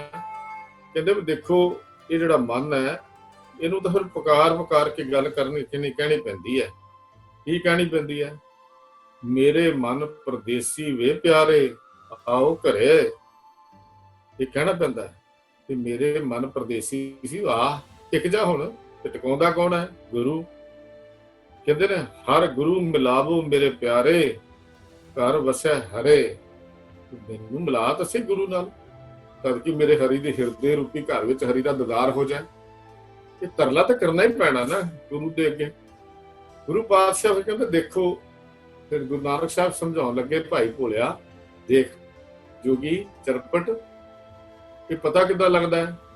ਇੱਕ ਉਦਾਹਰਨ ਬੜੀ ਖੂਬਸੂਰਤ ਦਿੱਤੀ ਗੁਰੂ ਅਰਜਨ ਦੇਵ ਮਹਾਰਾਜ ਨੇ ਰਾਗ ਸਾਰੰਗ ਦੇ ਵਿੱਚ, ਬਹੁਤ ਕਮਾਲ ਦੀ ਉਦਾਹਰਨ ਦਿੱਤੀ ਵੀ ਪਤਾ ਕਿਵੇਂ ਲੱਗੇ ਮਨ ਸੁੱਧ ਹੋ ਗਿਆ, ਮਨ ਸ਼ਾਂਤ ਹੋ ਗਿਆ, ਜਾਂ ਮਨ ਕਾਬੂ ਚ ਆ ਗਿਆ, ਜਾਂ ਗੁਰੂ ਦਾ ਮਿਲਾਪ ਹੋ ਗਿਆ। ਉਹ ਕਹਿੰਦੇ ਨੇ ਜੈਸੇ ਕਨਕੋ ਕੋਠਾਰੀ ਚੜਿਓ ਕਬਰੋ ਹੋਤ ਫਿਰੇ। ਬਹੁਤ ਕਮਾਲ ਦਾ ਬੋਲ ਹੈ ਗੁਰੂ ਅਰਜਨ ਦੇਵ ਪਾਤਸ਼ਾਹ ਜੀ ਦਾ। ਜਬ ਤੇ ਸੁਧ ਭੇ ਹੈ 12 ਤਬ ਤੇ ਥਾਨ ਫਿਰੋ। ਕਹਿੰਦੇ ਜਦੋਂ ਸੋਨਾ ਦੇਖਿਆ ਕਦੀ ਤੂੰ? ਸੁਨਾਰਾ ਜਦੋਂ ਸੋਨੇ ਨੂੰ ਸ਼ੁੱਧ ਕਰਨਾ ਹੁੰਦਾ ਨਾ ਤੇ ਕੁਠਾਰੀ ਚ ਪਾਉਂਦਾ, ਥੱਲੇ ਅੱਗ ਬਾਲਦਾ, ਅੱਗ ਬਾਲ ਕੇ ਫਿਰ ਉਹਨੂੰ ਤਾਹ ਦੇਣਾ ਸ਼ੁਰੂ ਕਰਦਾ। ਤੇ ਜਿਹੜਾ ਖੋਟ ਵਾਲਾ ਸੋਨਾ ਹੁੰਦਾ ਹੈ ਇਹ ਉਸ ਵੇਲੇ ਬੜਾ ਟੱਪਦਾ ਹੈ, बहुत तेज, कब्रों का मतलब कमला हो गया, फड़ फड़ फड़ टप्पी जाएगा टप्पी जाएगा टप्पी जाएगा सोना, क्योंकि खोट है। ਇਵੇਂ ਸਾਡਾ ਮਨ ਵੀ ਜਿਵੇਂ ਟੱਪਦਾ ਨਾ, ਕਿ ਅੰਦਰ ਖੋਟ ਹੈ ਮਨ ਦੇ ਵਿੱਚ। ਗੁਰੂ ਸਾਹਿਬ ਨੇ, ਗੁਰੂ ਅਰਜਨ ਦੇਵ ਮਹਾਰਾਜ ਨੇ ਉਦਾਹਰਨ ਕਿੰਨੀ ਕਮਾਲ ਦੀ ਦਿੱਤੀ ਹੈ। ਕਹਿੰਦੇ ਨੇ, ਜੈਸੇ ਕਨਕੋ ਕੋਠਾਰੀ ਚੜਿਓ ਕਬਰੋ, ਕਬਰੋ ਬੱਬੇ ਨਾਲ, ਪਰ ਫਿਰ ਇਹਦਾ ਅਰਥ ਉਹੀ ਕਮਲਾ, ਕਬਰੋ ਬਹੁਤ ਫਿਰੋ। ਜਿਵੇਂ ਇਹ ਕਮਲਾ ਹੋ ਕੇ ਤੁਰਿਆ ਫਿਰਦਾ ਨਾ, ਉਹਦਾ ਬਾੜ ਬਾੜ ਟਪੂਸੀਆਂ ਮਾਰਦਾ ਉਹਦੀ ਕੋਠਾਰੀ ਚ ਪਿਆ ਹੋਇਆ। ਪਰ ਜਿਵੇਂ ਜਿਵੇਂ ਥੱਲੇ ਅੱਗ ਬਲਦੀ ਹੈ, ਅੱਗ ਬਲਦੀ ਹੈ, ਸੋਨੇ ਚੋਂ ਖੋਟ ਨਿਕਲਦੀ ਜਲਦੀ ਹੈ, ਨਿਕਲ ਜਾਂਦੀ ਹੈ, ਤਾਂ ਟੱਪਣਾ ਵੀ ਘਟਣਾ ਜਾਂਦਾ, ਘਟਦਾ ਜਾਂਦਾ ਹੈ। ਹੌਲੀ ਹੌਲੀ ਜਦੋਂ ਪੂਰੀ ਤਰ੍ਹਾਂ ਸ਼ੁੱਧ ਹੋ ਜਾਂਦਾ ਹੈ, ਦੇਖੋ ਜਦ ਕਦੀ ਦੇਖਿਆ ਸੁਨਿਆਰੇ ਕੋਲ ਬੈਠ ਕੇ ਦੇਖਣਾ, ਹੁਣ ਤਾਂ ਥੋੜਾ ਟੈਕਨੀਕ ਬਦਲ ਗਈ। ਪਹਿਲਾਂ ਕੀ ਸੁਨਿਆਰਾ ਕਰਦਾ ਸੀ ਕਿ ਉਹਨੇ ਪੂਣੀ ਰੱਖੀ ਹੁੰਦੀ ਸੀ ਆਪਣੇ ਕੋਲ ਛੋਟੀ ਜਿਹੀ, ਉਹ ਜਿਹੜੀ ਮੈਲ ਸੋਨੇ ਚੋਂ ਨਿਕਲਦੀ ਸੀ ਉਹਦੇ ਨਾਲ ਪੂਣੀ ਜੀ ਮੈਲ ਲਾ ਕੇ ਸਾਈਡ ਤੇ ਰੱਖੀ ਜਾਂਦਾ ਸੀ, ਸੁੱਟਦਾ ਨਹੀਂ ਸੀ। ਉਸ ਮੈਲ ਵਿੱਚੋਂ ਵੀ ਕੋਈ ਸੋਨਾ ਦਾ ਅੰਸ਼ ਨਾ ਹੋਵੇ, ਸੋਨਾ ਕੀਮਤੀ ਧਾਤ ਹੈ ਨਾ, ਉਹਨੂੰ ਇੱਕ ਪਾਸੇ ਰੱਖੀ ਜਾਂਦਾ ਸੀ। ਬਾਅਦ ਵਿੱਚ ਉਹਨੂੰ ਵੀ ਦੇਖ ਲੈਂਦਾ ਸੀ ਕਿ ਸੋਨੇ ਦਾ ਅੰਸ਼ ਤਾਂ ਨਹੀਂ, ਕੋਈ ਮਾੜੇ ਮੋਟਾ ਸੋਨਾ ਰਹਿ ਤਾਂ ਨਹੀਂ ਗਿਆ। ਖੈਰ, ਉਹ ਮੈਲ ਲਾ ਕੇ ਉਹਨੂੰ ਸੁਨਿਆਰਾ ਰੱਖੀ ਜਾਂਦਾ ਹੈ। ਹਾਲੇ ਵੀ ਕੋਈ ਜਗ੍ਹਾ ਤੇ ਕੰਮ ਚੱਲਦਾ ਹੋਏਗਾ, ਜੇ ਕਿਤੇ ਮੌਕਾ ਮਿਲੇ ਤਾਂ ਜਾ ਕੇ ਦੇਖਣਾ। ਉਹ ਜਿਹੜਾ ਫਿਰ ਸੋਨੇ ਤੋਂ ਜਿਹੜਾ ਜਿੱਦਾਂ ਜਿੱਦਾਂ ਮੈਲ ਲਾਈ ਜਾਂਦਾ ਤੇ ਸੋਨਾ ਦੀ ਜਿਹੜੀ ਟਪੂਸੀਆਂ ਉਹ ਘਟੀ ਜਾਂਦੀਆਂ ਨੇ, ਟਪੂਸੀਆਂ ਘਟੀ ਜਾਂਦੀਆਂ, ਟੱਪਦਾ ਸੀ ਨਾ ਪਹਿਲਾਂ, ਫਿਰ ਟਪੂਸੀਆਂ ਘਟੀ ਜਾਂਦੀਆਂ। ਤੇ ਜਦੋਂ 12 ਬੰਨੇ ਦਾ ਕਹਿੰਦੇ ਨੇ, ਜਿਹੜਾ ਪੂਰਾ ਸੋਨਾ ਸ਼ੁੱਧ ਉਹਨੂੰ 12 ਬੰਨੇ ਦਾ ਸੋਨਾ ਕਹਿੰਦੇ ਨੇ, ਜਿਹਨੂੰ ਅਸੀਂ 24 ਕੈਰਟ ਕਹਿ ਦਿੰਦੇ ਅੱਜ ਕੱਲ੍ਹ, 24 ਕੈਰਟ ਦਾ ਸੋਨਾ ਕਹਿ ਦਿੰਦੇ ਜਦੋਂ। ਤੇ ਮੈਂ ਸੋਨੇ ਦਾ ਵਪਾਰ ਤਾਂ ਨਹੀਂ ਕਰਦਾ, ਪਰ ਜਿੰਨੀ ਕਿ ਮੈਨੂੰ ਨੌਲੇਜ ਹੈ ਮੈਂ ਉਨੀ ਕੀ ਗੱਲ ਤੁਹਾਡੇ ਨਾਲ ਕਰ ਰਿਹਾ। 24 ਕੈਰਟ ਦਾ, ਕਿਉਂਕਿ 24 ਕੈਰਟ ਦਾ ਸੋਨਾ ਜਿਹੜਾ ਹੈ ਉਹ ਹੱਥ ਲਾ ਮੁੜ ਜਾਂਦਾ। ਜੇ ਤੁਸੀਂ ਉਹਨੂੰ ਗਹਿਣਾ ਬਣਾ ਕੇ ਪਾ ਵੀ ਲੋਗੇ ਨਾ, ਉਹ ਕੜਾ ਪਾਓ ਉਹਦੇ ਵਿੱਚ, ਕੜਾ ਮੁੜ ਜਾਏਗਾ।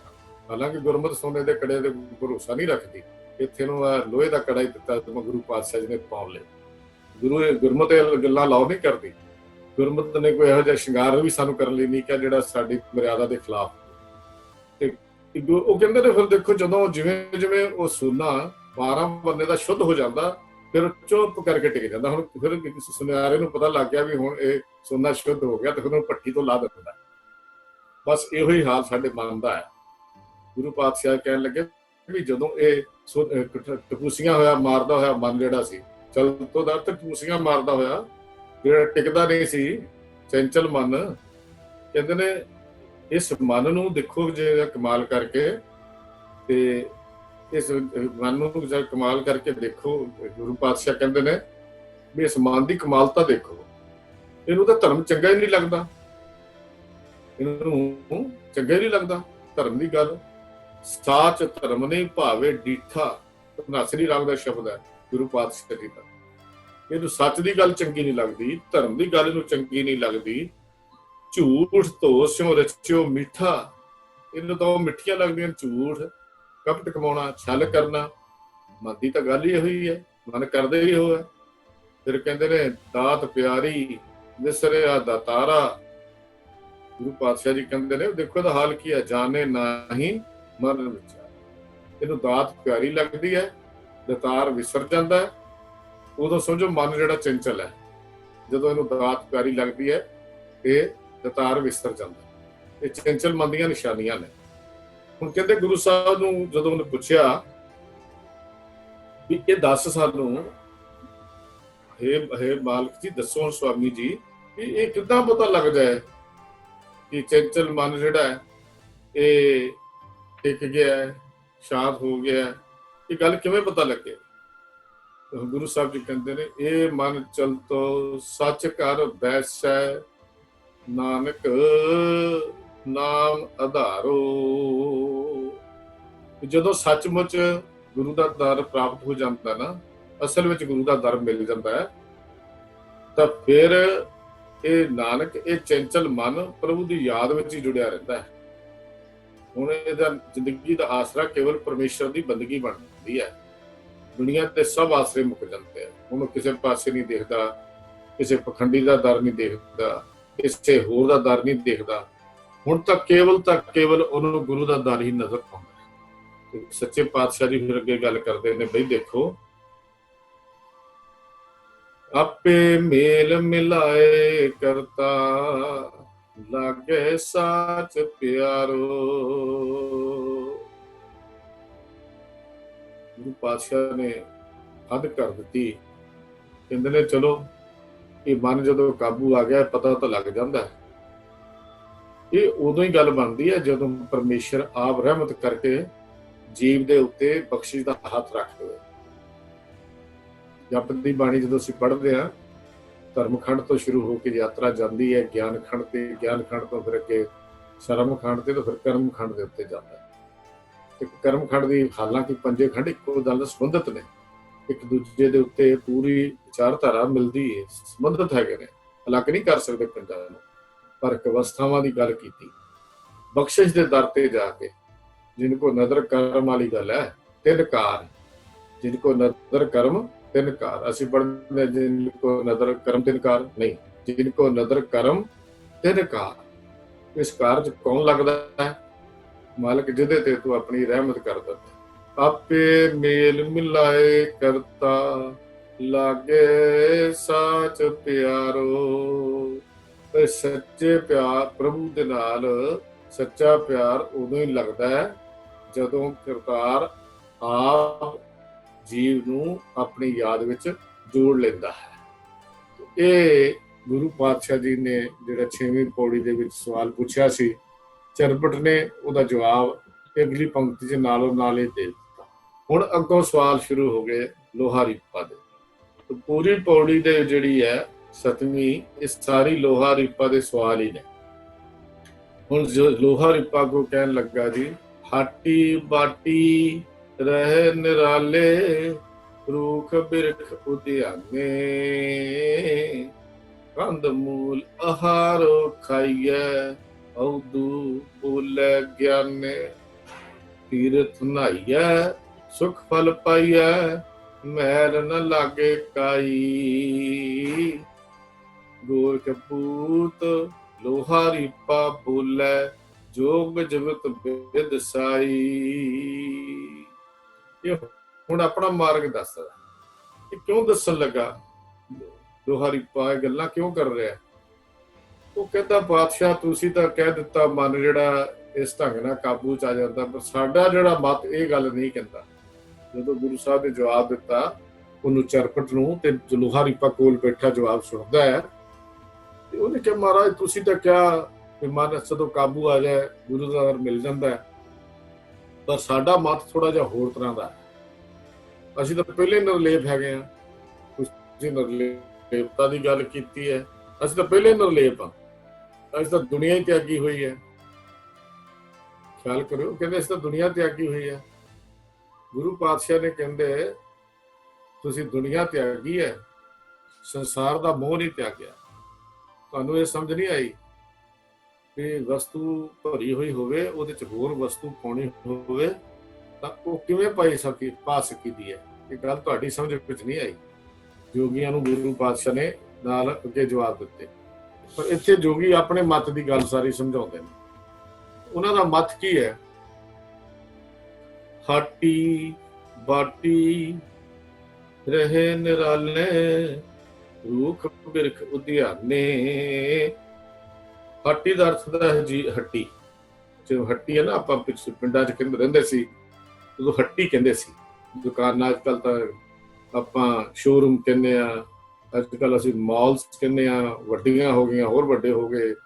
ਫਿਰ ਪਹਿਲਾਂ ਪਿੰਡਾਂ 'ਚ ਆਮ ਅਜੇ ਵੀ ਹੱਟੀ ਕਹਿੰਦੇ, ਫਲਾਣੇ ਦੀ ਹੱਟੀ ਤੇ ਜਾਣਾ ਜੀ। ਇਹ ਜੀਵਨ ਦੀ ਹੱਟੀ ਹੈ, ਮੇਲਾ ਹੈ ਹੱਟੀ ਦਾ। ਜੀਵਨ ਵੀ ਇੱਕ ਹੱਟੀ ਹੈ ਨਾ। ਇਸ ਹੱਟੀ ਦੇ ਵਿੱਚ ਗੁਰੂ ਪਾਤਸ਼ਾਹ ਕਹਿਣ ਲੱਗੇ ਵੀ ਸਾਡਾ ਜਿਹੜਾ ਮਾਰਗ, ਲੋਹਾ ਰੀਪਾ ਕਹਿਣ ਲੱਗਾ ਸਾਡਾ ਜਿਹੜਾ ਮਾਰਗ ਹੈ ਨਾ, ਬਸ ਅਸੀਂ ਤਾਂ ਦੁਨੀਆ ਦੇ ਧੰਦਿਆਂ ਤੋਂ, ਹੱਟੀਆਂ ਬੱਟੀਆਂ ਤੋਂ ਇਹ ਪਰੇ ਜੇ ਹੋ ਕੇ ਚੱਲਦੇ ਆ। ਬਾਟੀ ਦੇ ਅਰਥ ਰਸਤਾ ਕੀਤੇ ਹਨ, ਬਾਟ ਤੋਂ ਅਰਥ ਕੀਤੇ ਨੇ ਗਿਆਨੀ ਹਰਬੰਸ ਸਿੰਘ ਜੀ ਪਟਿਆਲੇ ਵਾਲਿਆਂ ਨੇ, ਤੇ ਉਹਨਾਂ ਨੇ ਇਹਦੇ ਅਰਥ ਕੀਤੇ ਨੇ ਬਾਟ ਰਸਤਾ। ਮਤਲਬ ਸਾਡਾ ਰਸਤਾ ਜਿਹੜਾ ਹੈ ਉਹ ਹੈ ਹੀ ਨਹੀਂ ਹੈ, ਉਹ ਹੱਟੀਆਂ ਤੇ ਜਾਣਾ ਕਰਨਾ, ਤੇ ਇਹ ਸਾਡਾ ਰਸਤਾ ਹੀ ਨਹੀਂ। ਰਸਤਾ ਹੀ ਤਿਆਗ, ਸਾਡਾ ਰਸਤਾ ਹੀ ਲੱਗ ਗਿਆ, ਮਾਰਗ ਹੀ ਲੱਗ ਗਿਆ ਸਾਡਾ। ਅਸੀਂ ਦੁਨੀਆ ਦੇ ਝਮੇਲਿਆਂ ਤੋਂ ਰਹਿੰਦੇ ਹੀ ਨਹੀਂ, ਦੁਨੀਆ ਹੀ ਛੱਡ ਦਿੱਤੀ, ਤਿਆਗ ਹੀ ਦਿੱਤੀ, ਤੇ ਸਾਡਾ ਕੰਮ ਹੀ ਨਹੀਂ ਹੈਗਾ। ਸਾਡਾ ਤਾਂ ਇਹ ਰਸਤਾ ਮਾਰਗ ਹੀ ਅਲੱਗ ਹੈ। ਜਦ ਦੁਨੀਆ ਹੀ ਤਿਆਗ ਦਿਆਂਗੇ ਤੇ ਮਨ ਆਪੇ ਕਿਸੇ ਪਾਸੇ ਭਟਕੇਦਾ ਹੀ ਨਹੀਂ। ਪਾਤਸ਼ਾਹ ਜੀ ਨੇ ਜਿਹੜੀ ਗੱਲ ਕੀਤੀ, ਅੱਗੋਂ ਗੁਰੂ ਸਾਹਿਬ ਗੁਰੂ ਨਾਨਕ ਸਾਹਿਬ ਦੇ ਜੀਵਨ ਕਾਲ ਦੀ ਇੱਕ ਛੋਟੀ ਜਿਹੀ ਘਟਨਾ ਵੀ ਆਉਂਦੀ ਹੈ। ਤੇ ਉਹਨਾਂ ਨੇ ਜਦੋਂ ਸਵਾਲ ਕੀਤਾ ਨਾ ਗੁਰੂ ਸਾਹਿਬ ਜੀ ਨੂੰ, ਬਈ ਤੁਸੀਂ ਗੁਰੂ ਨਾਨਕ ਸਾਹਿਬ ਜੀ ਹੋ, ਤੁਸੀਂ ਸੰਸਾਰ ਤਿਆਗ ਦਿੱਤਾ?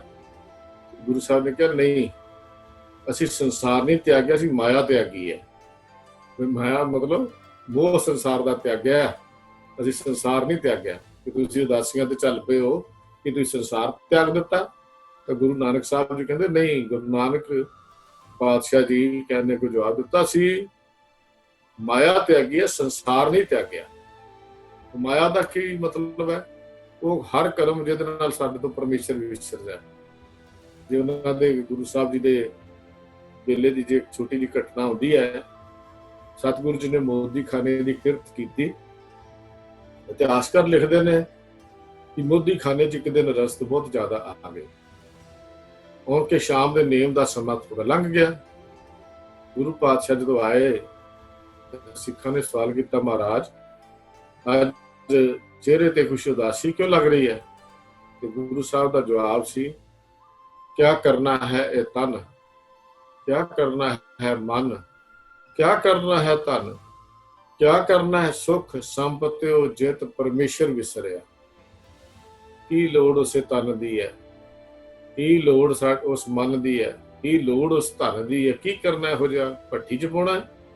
ਤਨ ਮਨ ਧਨ ਦੀ ਗੱਲ ਗੁਰੂ ਵਾਸਤੇ ਨਹੀਂ ਕਰ ਦਿੱਤੀਆਂ।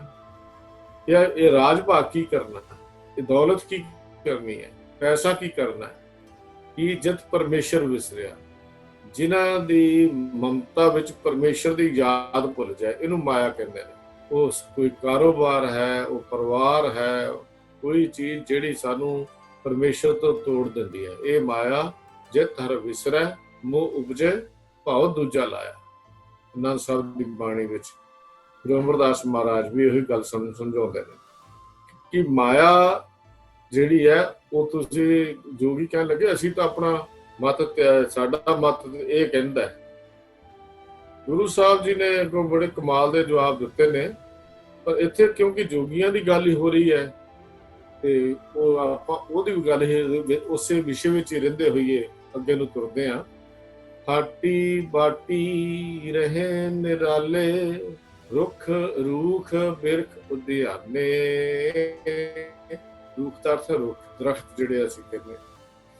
ਬਿਰਖ ਰੁੱਖਾਂ ਦੇ ਥੱਲੇ, ਦਰਖਤਾਂ ਦੇ ਥੱਲੇ ਬਹਿਣਾ। ਉਦਿਆਨੇ ਦਾ ਅਰਥ ਹੈ ਜੰਗਲ, ਉਦਿਆਨ। ਕਈ ਵਾਰੀ ਗੁਰਬਾਣੀ ਜੇ ਲਫ਼ਜ਼ ਵਰਤਿਆ ਉਦਿਆਨ, ਉਦਿਆਨ ਦਾ ਅਰਥ ਹੁੰਦਾ ਜੰਗਲ। ਜੋਗੀ ਕਹਿੰਦੇ ਵੀ ਸਾਡਾ ਗਿਆਨ ਤਾਂ ਇਹ ਗੱਲ ਦੱਸਦਾ ਹੈ। ਸਾਡਾ ਗਿਆਨ ਕੀ ਕਹਿੰਦਾ ਹੈ? ਵੀ ਅਸੀਂ ਦੁਨੀਆ ਵਿੱਚ ਰਹਿਣਾ ਨਹੀਂ, ਦੁਨੀਆ ਦੇ ਹਾਟੀ ਬਾਟੀ ਤੋਂ, ਮੇਲਿਆਂ ਤੋਂ, ਸੰਸਕਾਰ ਝੰਬੇਲਿਆਂ ਤੋਂ ਵੱਖਰੇ ਰਹਿੰਦੇ ਆ। ਵੱਖਰੇ ਜੰਗਲ ਵਿੱਚ ਅਸੀਂ ਕਿਸੇ ਰੁੱਖ ਦਰਖਤ ਦੇ ਉੱਤੇ ਜਾ ਕੇ ਅਸੀਂ ਆਪਣਾ ਟਿਕਾਣਾ ਕਰ ਲੈਂਦੇ ਹਾਂ। ਤੋ ਦੇਖੋ ਗੁਰੂ ਸਾਹਿਬ ਜੀ ਨੇ ਗੱਲ ਬੜੀ ਕਮਾਲ ਦੀ ਕੀਤੀ ਹੈ। ਗੁਰੂ ਸਾਹਿਬ ਜੀ ਨੇ ਬੜਾ ਕੁਝ ਸਾਨੂੰ ਸਮਝਾਇਆ ਨਾ, ਛੋਟੀਆਂ ਛੋਟੀਆਂ ਗੱਲਾਂ 'ਚ, ਉਹਨਾਂ ਦੇ ਸਵਾਲਾਂ ਦੇ ਵਿੱਚ ਹੀ। ਕਹਿੰਦੇ ਦੇਖੋ ਤੁਸੀਂ ਗੁਜ਼ਾਰਾ ਕਰਦੇ ਹੋ, ਕਰੀ ਜਾਓ, ਤੁਹਾਡਾ ਸੁਭਾਅ ਹੈ, ਤੁਸੀਂ ਕਰਦੇ ਹੋ। ਤੁਸੀਂ ਤਾਂ ਘਰ ਦੀ ਛੱਤ ਤਿਆਗੀ ਹੈ। ਗੁਰੂ ਪਾਤਸ਼ਾਹ ਜੀ ਨੇ ਅੱਗੇ ਜਵਾਬ ਦਿੱਤੇ, ਕਹਿੰਦੇ ਤੁਸੀਂ ਘਰ ਦੀ ਛੱਤ ਤਿਆਗੀ ਹੈ, ਦਰਖਤਾਂ ਦੇ ਪੱਤੇ ਨਹੀਂ, ਦਰਖਤਾਂ ਦਾ ਆਸਰਾ ਨਹੀਂ ਤਿਆਗਿਆ। ਗੱਲ ਕੀ ਫਰਕ ਕੀ ਹੋਇਆ? ਤੁਹਾਡੇ ਜੀਵਨ ਦੇ ਵਿੱਚ ਫਰਕ ਹੀ ਪੈ ਗਿਆ। ਇਹ ਵੀ ਤਾਂ ਉਸ ਕਰਤਾਰ ਨੇ ਦਿੱਤੇ ਨੇ। ਖੈਰ ਉਹ ਕਹਿੰਦੇ ਜੀ ਸਾਡਾ ਮਤ ਇਹ ਗੱਲ ਕਹਿੰਦਾ ਹੈ, ਫਿਰ ਅਸੀਂ ਕਰਦੇ ਕੀ ਆ? ਕੰਧ ਮੂਲ ਆਹਾਰ ਖਾਈਐ, ਉਦੂ ਬੋਲੇ ਗਿਆਨੇ। ਲੋ ਜੀ ਕਹਿੰਦੇ ਨੇ ਅਸੀਂ ਗਾਜਰਾਂ ਦੇ ਮੂਲੀਆਂ, ਕੰਧ ਮੂਲ ਜਿਹੜੇ ਧਰਤੀ ਦੇ ਵਿੱਚ ਜ਼ਮੀਨ 'ਚ ਪੈਦਾ ਹੋਣ ਵਾਲੇ ਗਾਜਰਾਂ, ਮੂਲੀਆਂ, ਸ਼ਲਗਮ, ਇਹੋ ਜਿਹੀਆਂ ਚੀਜ਼ਾਂ ਜਿਹੜੀਆਂ ਨੇ, ਇਹਨਾਂ ਨੂੰ ਅਸੀਂ ਖਾ ਕੇ ਗੁਜ਼ਾਰਾ ਪੇਟ ਭਰ ਲੈਂਦੇ ਹਾਂ।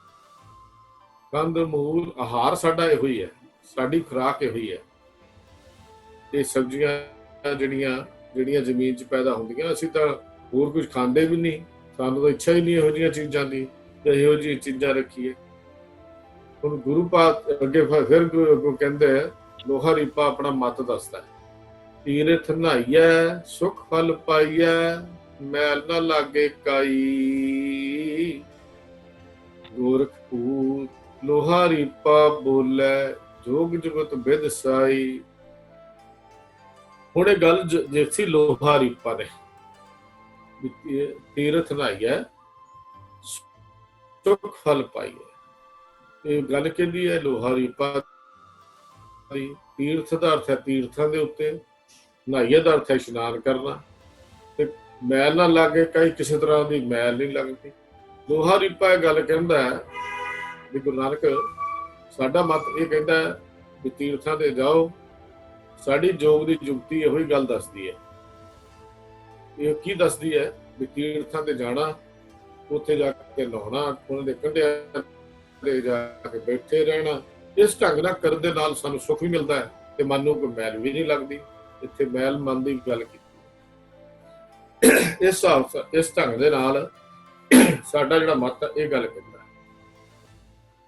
ਹੁਣ ਮਨ ਨੂੰ ਮੈਲ ਮਨ ਇਹ ਗੱਲ ਤੇ ਕੀਤੀ ਲੋਹਾ ਰੀਪਾ ਨੇ, ਪਰ ਅੱਜ ਦੇਖੋ ਸਾਡੇ ਬਹੁਤ ਸਾਰੇ ਪ੍ਰਚਾਰਕ, ਇੱਥੋਂ ਤੱਕ ਕਿ ਬਹੁਤ ਸਾਰੇ ਬਿਜ਼ਨਸਮੈਨ ਜਿਨ੍ਹਾਂ ਨੇ ਬਿਜ਼ਨਸ ਬਣਾ ਲਿਆ ਯਾਤਰਾ ਕਰਨ ਦਾ, ਜੇ ਅਸੀਂ ਯਾਤਰਾ ਤੇ ਲੈ ਕੇ ਜਾਣਾ, ਬੱਸਾਂ ਭਰ ਕੇ ਜਾਣੀਆਂ, ਟਿਕਟਾਂ ਰੱਖੀਆਂ, ਕਿੰਨੇ ਕਿੰਨੇ ਦਿਨ ਦਾ ਪੈਕੇਜ ਰੱਖਿਆ ਹੋਇਆ। ਗੁਰੂ ਸਾਹਿਬ ਦੀ ਫਿਲਾਸਫੀ ਨਹੀਂ ਹੈਗੀ, ਇਹ ਤਾਂ ਲੋਹਾ ਰੀਪਾ ਗੱਲ ਕਹਿੰਦਾ। ਗੁਰੂ ਸਾਹਿਬ ਕਹਿੰਦੇ ਸੀ, ਗੁਰੂ ਨਾਨਕ ਸਾਹਿਬ ਨੇ ਲਿਖਿਆ ਸਿੱਧ ਗੋਸ਼ਟ ਵਿੱਚ, ਤੀਰਥਾਂ ਤੇ ਜਾ ਕੇ ਇਸ਼ਨਾਨ ਕਰੋ।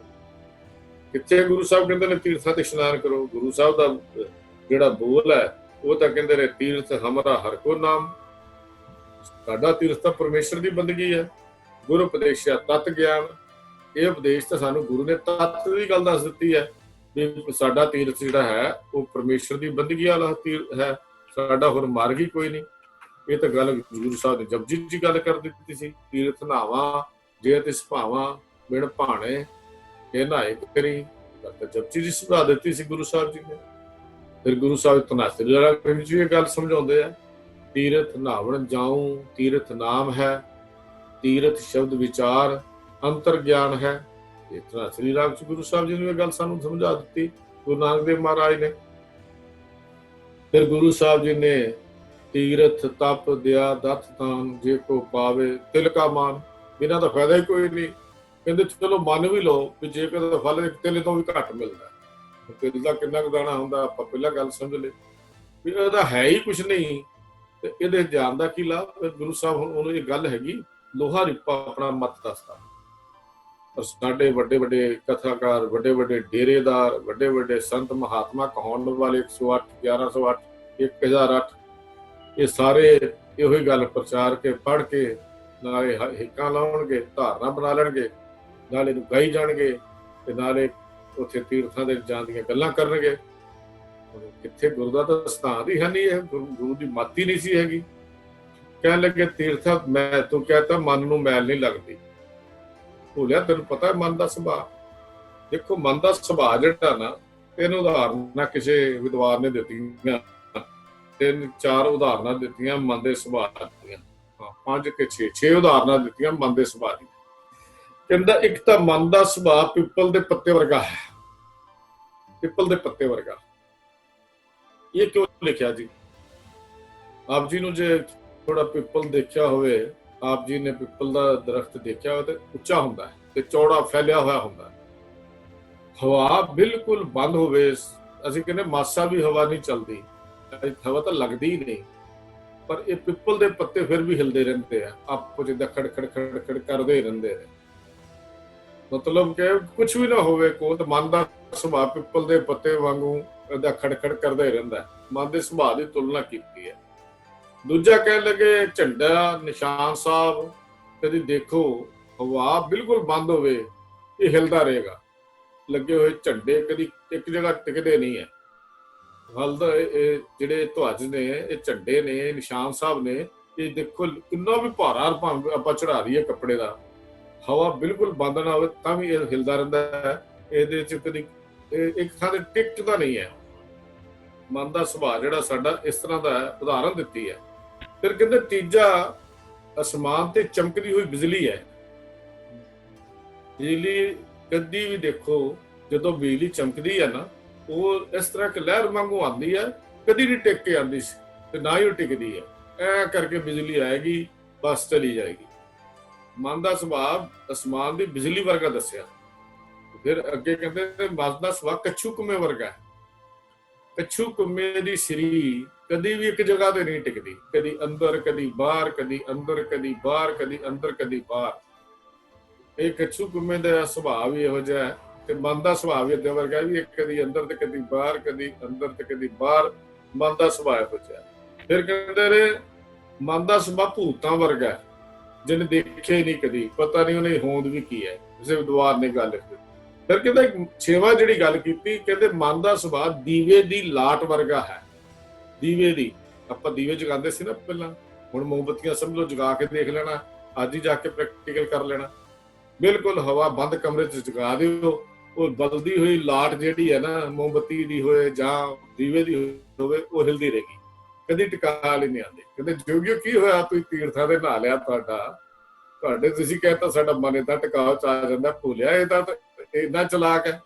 ਤੁਹਾਡੇ ਤੀਰਥ ਨਹਾਉਣ ਨਾਲ ਸੁੱਖ ਫਲ ਪਾਉਂਦੀਆਂ ਤੁਸੀਂ ਗੱਲਾਂ ਕਰ ਦਿੱਤੀਆਂ ਨੇ, ਤੇ ਦੱਸੋ ਇਹ ਮਨ ਏਦਾਂ ਟਿਕਾਅ ਆਏਗਾ? ਇਹ ਤਾਂ ਮਨ ਏਦਾਂ ਟਿਕਾਅ ਚ ਆਉਣਾ ਹੀ ਨਹੀਂ। ਤੁਹਾਡਾ ਮਤ ਇਹ ਗੱਲ ਕਹਿੰਦਾ ਹੈ, ਤੁਸੀਂ ਤਾਂ ਇਹ ਆਪਣੇ ਮਨ ਦੀ ਗੱਲ ਕਰ ਦਿੱਤੀ, ਆਪਣਾ ਗੱਲ ਦੱਸ ਦਿੱਤਾ। ਯੋਗੀਆਂ ਦੇ ਕਹਿੰਦੇ ਨੇ ਅਸੀਂ ਤਾਂ ਆਸਾ ਚ ਨਿਰਾਸ਼ ਹੋ ਗਏ ਆ, ਅਸੀਂ ਸੰਸਾਰ ਤਿਆਗ ਦਿੱਤਾ, ਘਰ-ਬਾਰ ਛੱਡ ਦਿੱਤਾ, ਕੰਧ ਮੂਲ ਜੜ੍ਹਾਂ ਦੀਆਂ ਖਾ ਲਈਆਂ, ਭਾਵ ਗਾਜਰਾਂ ਮੂਲੀਆਂ ਖਾਧੀਆਂ ਜਿਹੜੀਆਂ ਜ਼ਮੀਨ 'ਚ ਪੈਦਾ ਹੋਈਆਂ, ਤੇ ਦਰਖਤਾਂ ਦੇ ਪੱਤਿਆਂ ਦੇ ਥੱਲੇ ਅਸੀਂ ਆਪਣਾ ਗੁਜ਼ਾਰਾ ਕਰ ਲੈਂਦੇ ਆ। ਤੇ ਫਿਰ ਅਸੀਂ ਕਹਿੰਦੇ ਨੇ ਤੀਰਥਾਂ ਦੇ ਜਾਂਦੇ ਆ, ਉੱਥੇ ਜਾ ਕੇ ਨਹਾਉਂਦੇ ਆ, ਇਸ਼ਨਾਨ ਕਰ ਲੈਂਦੇ ਆ। ਫਿਰ ਅੱਗੇ ਕਹਿੰਦੇ ਨੇ ਫਿਰ ਸਾਡੇ ਮਨ ਨੂੰ ਕੋਈ ਮੈਲ ਨਹੀਂ ਲੱਗਦੀ। ਦੇਖੋ ਕਿਆ ਬੋਲ ਫਿਰ ਗੁਰੂ ਪਾਤਸ਼ਾਹ ਦੇ, ਆਪਾਂ ਨੂੰ ਪੜ੍ਹ ਲਈਏ। ਹਾਟੀ ਬਾਟੀ ਰਹੇ ਨਿਰਾਲੇ, ਰੂਖ ਬਿਰਖ ਉਦਿਆਨੇ। ਉਦਿਆਨੇ ਦਾ ਅਰਥ ਜੰਗਲ ਹੈ। ਕੰਦ ਮੂਲ ਆਹਾਰੋ ਖਾਈਐ, ਔਦੂ ਬੋਲੇ ਗਿਆਨੇ। ਤੀਰਥ ਨਹਾਈਐ, ਸੁਖ ਫਲ ਪਾਈਐ, ਮੈਲ ਨ ਲਾਗੇ ਕਾਈ। ਮੂਰਖ ਪੁੱਤ ਲੋਹਾਰੀ ਪਾ ਬੋਲੇ, ਜੋਗ ਜੁਗਤ ਬਿਦ ਪਾਈ ਬਿਦ ਸਾਈ।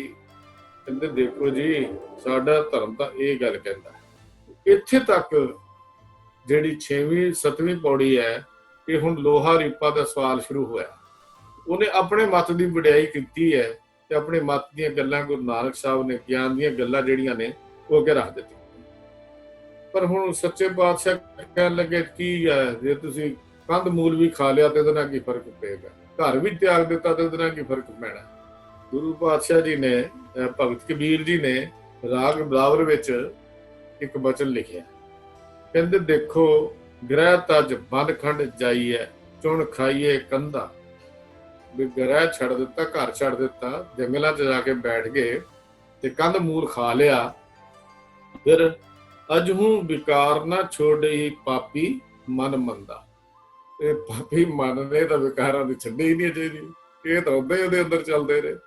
ਪਾਪੀ ਮਨ ਨੇ ਤੁਸੀਂ ਘਰ ਛੱਡਿਆ, ਮਨ ਦੇ ਸੁਭਾਅ ਨਹੀਂ ਛੱਡਿਆ। ਮਨ ਦਾ ਸੁਭਾਅ ਤਾਂ ਅੱਗੇ ਨਾ ਹੰਕਾਰ ਵਾਲਾ ਹੋ ਗਿਆ ਕਿ ਅਸੀਂ ਘਰ ਛੱਡ ਦਿੱਤਾ। ਇਹੀ ਬੜਾ ਵੱਡਾ ਹੰਕਾਰ ਆ ਗਿਆ ਸਾਡੇ ਅੰਦਰ ਕਿ ਅਸੀਂ ਘਰ-ਬਾਰ ਤਿਆਗ ਦਿੱਤਾ, ਘਰ ਛੱਡ ਦਿੱਤਾ। ਤਾਂ ਮਨ ਨੇ ਆਪਣਾ ਸੁਭਾਅ ਨਹੀਂ ਬਦਲਿਆ। ਉਹ ਅਗਲੀ ਗੱਲ, ਸਾਰਾ ਜਿਹੜੀ ਅਗਲੀ ਪੌੜੀ 8ਵੀਂ ਆਏਗੀ, ਗੁਰੂ ਸਾਹਿਬ ਜੀ ਨੇ ਸਾਰਾ ਉਹਦਾ ਜਵਾਬ ਦਿੱਤਾ। ਉਹ ਜਵਾਬ ਜਿਹੜਾ ਅੱਗੇ ਵੀ ਚੱਲਦਾ ਰਹਿਣਾ, ਪੌੜੀ ਅੱਗੇ ਵੀ ਚੱਲਦਾ ਰਹੇਗਾ। ਤੇ ਗੁਰੂ ਸਾਹਿਬ ਜੀ ਦੇ ਇਸ ਜਵਾਬ ਨੂੰ, ਜਿਹੜੇ ਇਸ ਸਵਾਲ ਨੂੰ ਸਮਝ ਕੇ ਆਪਾਂ ਗੱਲ ਕਰੀਏ, ਅੱਜ ਦਾ ਜਿਹੜਾ ਇਹ ਆਪਣਾ ਪੌੜੀ ਨੰਬਰ 6 ਤੇ 7 ਜਿਹੜੀ ਸੀ, ਇਹ ਆਪਾਂ ਨੂੰ ਪੜ੍ਹਨ ਦੀ ਲੋੜ ਹੈ, ਦੇਖਣ ਦੀ ਲੋੜ ਹੈ। ਗੁਰੂ ਸਾਹਿਬ ਦਾ ਜਵਾਬ ਵੀ ਅੱਗੇ ਆਏਗਾ ਤੇ ਉਹ ਅਗਲਾ ਜਵਾਬ ਗੁਰੂ ਪਾਤਸ਼ਾਹ ਸਾਨੂੰ ਦੇਣਗੇ, ਜਿਹੜੀ ਅਗਲੀ ਪੌੜੀ ਹੈ। ਅੱਜ ਦੀ ਪੌੜੀ ਜਿਹੜੀ ਆਪਾਂ ਪੜ੍ਹੀ ਹੈ, ਇਹ ਗੁਰੂ ਸਾਹਿਬ ਜੀ ਨੇ ਸਾਨੂੰ ਜਿਹੜੀ ਗੱਲ ਸਮਝਾਈ ਹੈ, ਜੋਗੀਆਂ ਦਾ ਮਤ ਜੋ ਸੀ ਉਹ ਦੱਸਿਆ, ਤੇ ਮਨ ਦੀਆਂ ਚੰਚਲਤਾਵਾਂ ਦੀ ਗੱਲ ਕੀਤੀ। ਮਨ ਦੇ ਕਾਬੂ 'ਚ ਕਿਵੇਂ ਆਉਣਾ ਹੈ, ਪਹਿਲੀ ਪੌੜੀ 'ਚ ਇਹ ਗੱਲ ਕੀਤੀ। ਮਨ ਥਿਰ ਕਿਵੇਂ ਹੋਣਾ, ਉਹ ਕਹਿੰਦੇ ਨੇ ਮਨ ਰੇ ਥਿਰ ਰਹੋ, ਮਤ ਕਤ ਜਾਹੀ ਜੀਓ, ਬਾਹਰ ਢੂੰਡਤ ਬਹੁਤ ਦੁੱਖ ਪਾਵੇਂ, ਕਰ ਅੰਮ੍ਰਿਤ ਘਟ ਮਾਹੀ ਜੀਓ। ਇਹ ਗੁਰੂ ਪਾਤਸ਼ਾਹ ਜੀ ਦਾ ਸਾਨੂੰ ਸਾਡੇ ਲਈ ਹੁਕਮ ਹੈ। ਪਿੱਟੀ ਕਿਆ ਰੋ, ਗੁਰੂ ਚਰਨਾਂ 'ਚ ਟਿਕਿਆ ਰਹੋ, ਗੁਰੂ ਚਰਨਾਂ 'ਚ ਟਿਕਿਆ ਰਹੋ। ਗੁਰੂ ਦਾ ਸ਼ਰਨ ਦਰ ਛੱਡ ਕੇ ਕਿਸੇ ਹੋਰ ਪਾਸੇ ਨਾ ਜਾਈਂ। ਇਹਦੇ ਨਾਲ ਹੀ ਤੇਰਾ ਉਧਾਰ ਹੋ ਸਕਦਾ ਹੈ। ਮਨ ਭਟਕਦਾ ਹੋਇਆ ਆ ਸਕਦਾ ਹੈ ਗੁਰੂ ਦੀ ਸ਼ਰਨ ਵਿੱਚ ਪੈ ਕੇ। ਕਿਤੇ ਜਾਣ ਦੀ ਲੋੜ ਨਹੀਂ। ਗੁਰੂ ਬਾਬਾ ਫਰੀਦ ਜੀ ਦੀ ਬਾਣੀ ਪੜ੍ਹ ਲੈਂਦੇ ਆ। ਫਰੀਦ ਦਾ ਜੰਗਲ ਜੰਗਲ ਕਿਆ ਭਵੇਂ ਵਨਕੰਡਾ ਮੋੜੇ, ਵਸੀ ਰੱਬ ਹਿਆਲੀਏ ਜੰਗਲ ਕਿਆ ਢੂੰਡੇ।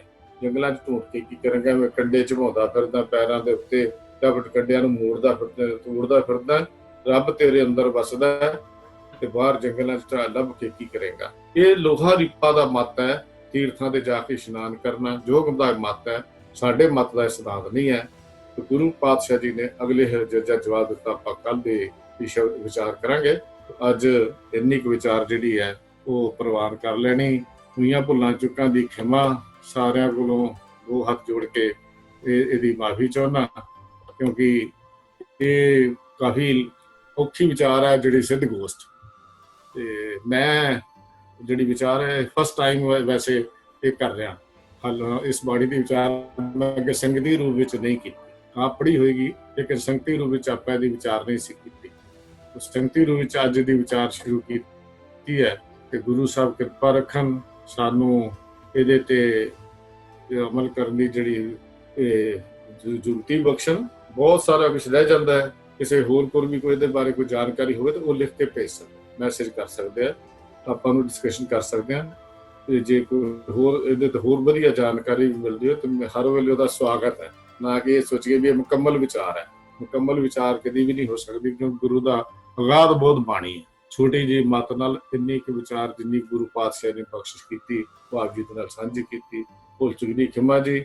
ਇਸ ਤੋਂ ਬਾਅਦ ਕਿਸੇ ਨੇ ਕੁਐਸਚਨ ਪੁੱਛਣੇ ਹੋਣਗੇ ਤੇ ਉਹ ਆਪਣਾ ਹੈਂਡ ਰੇਸ ਕਰ ਦਿਓ, ਭਾਈ ਸਾਹਿਬ ਉਹਨੂੰ ਅਨਮਿਊਟ ਕਰ ਦੇਣਗੇ। ਆਪ ਸਾਰੇ ਪਿਆਰ ਸੇ ਫਤਿਹ ਬੁਲਾਓ। ਵਾਹਿਗੁਰੂ ਜੀ ਕਾ ਖਾਲਸਾ, ਵਾਹਿਗੁਰੂ ਜੀ ਕੀ ਫਤਿਹ।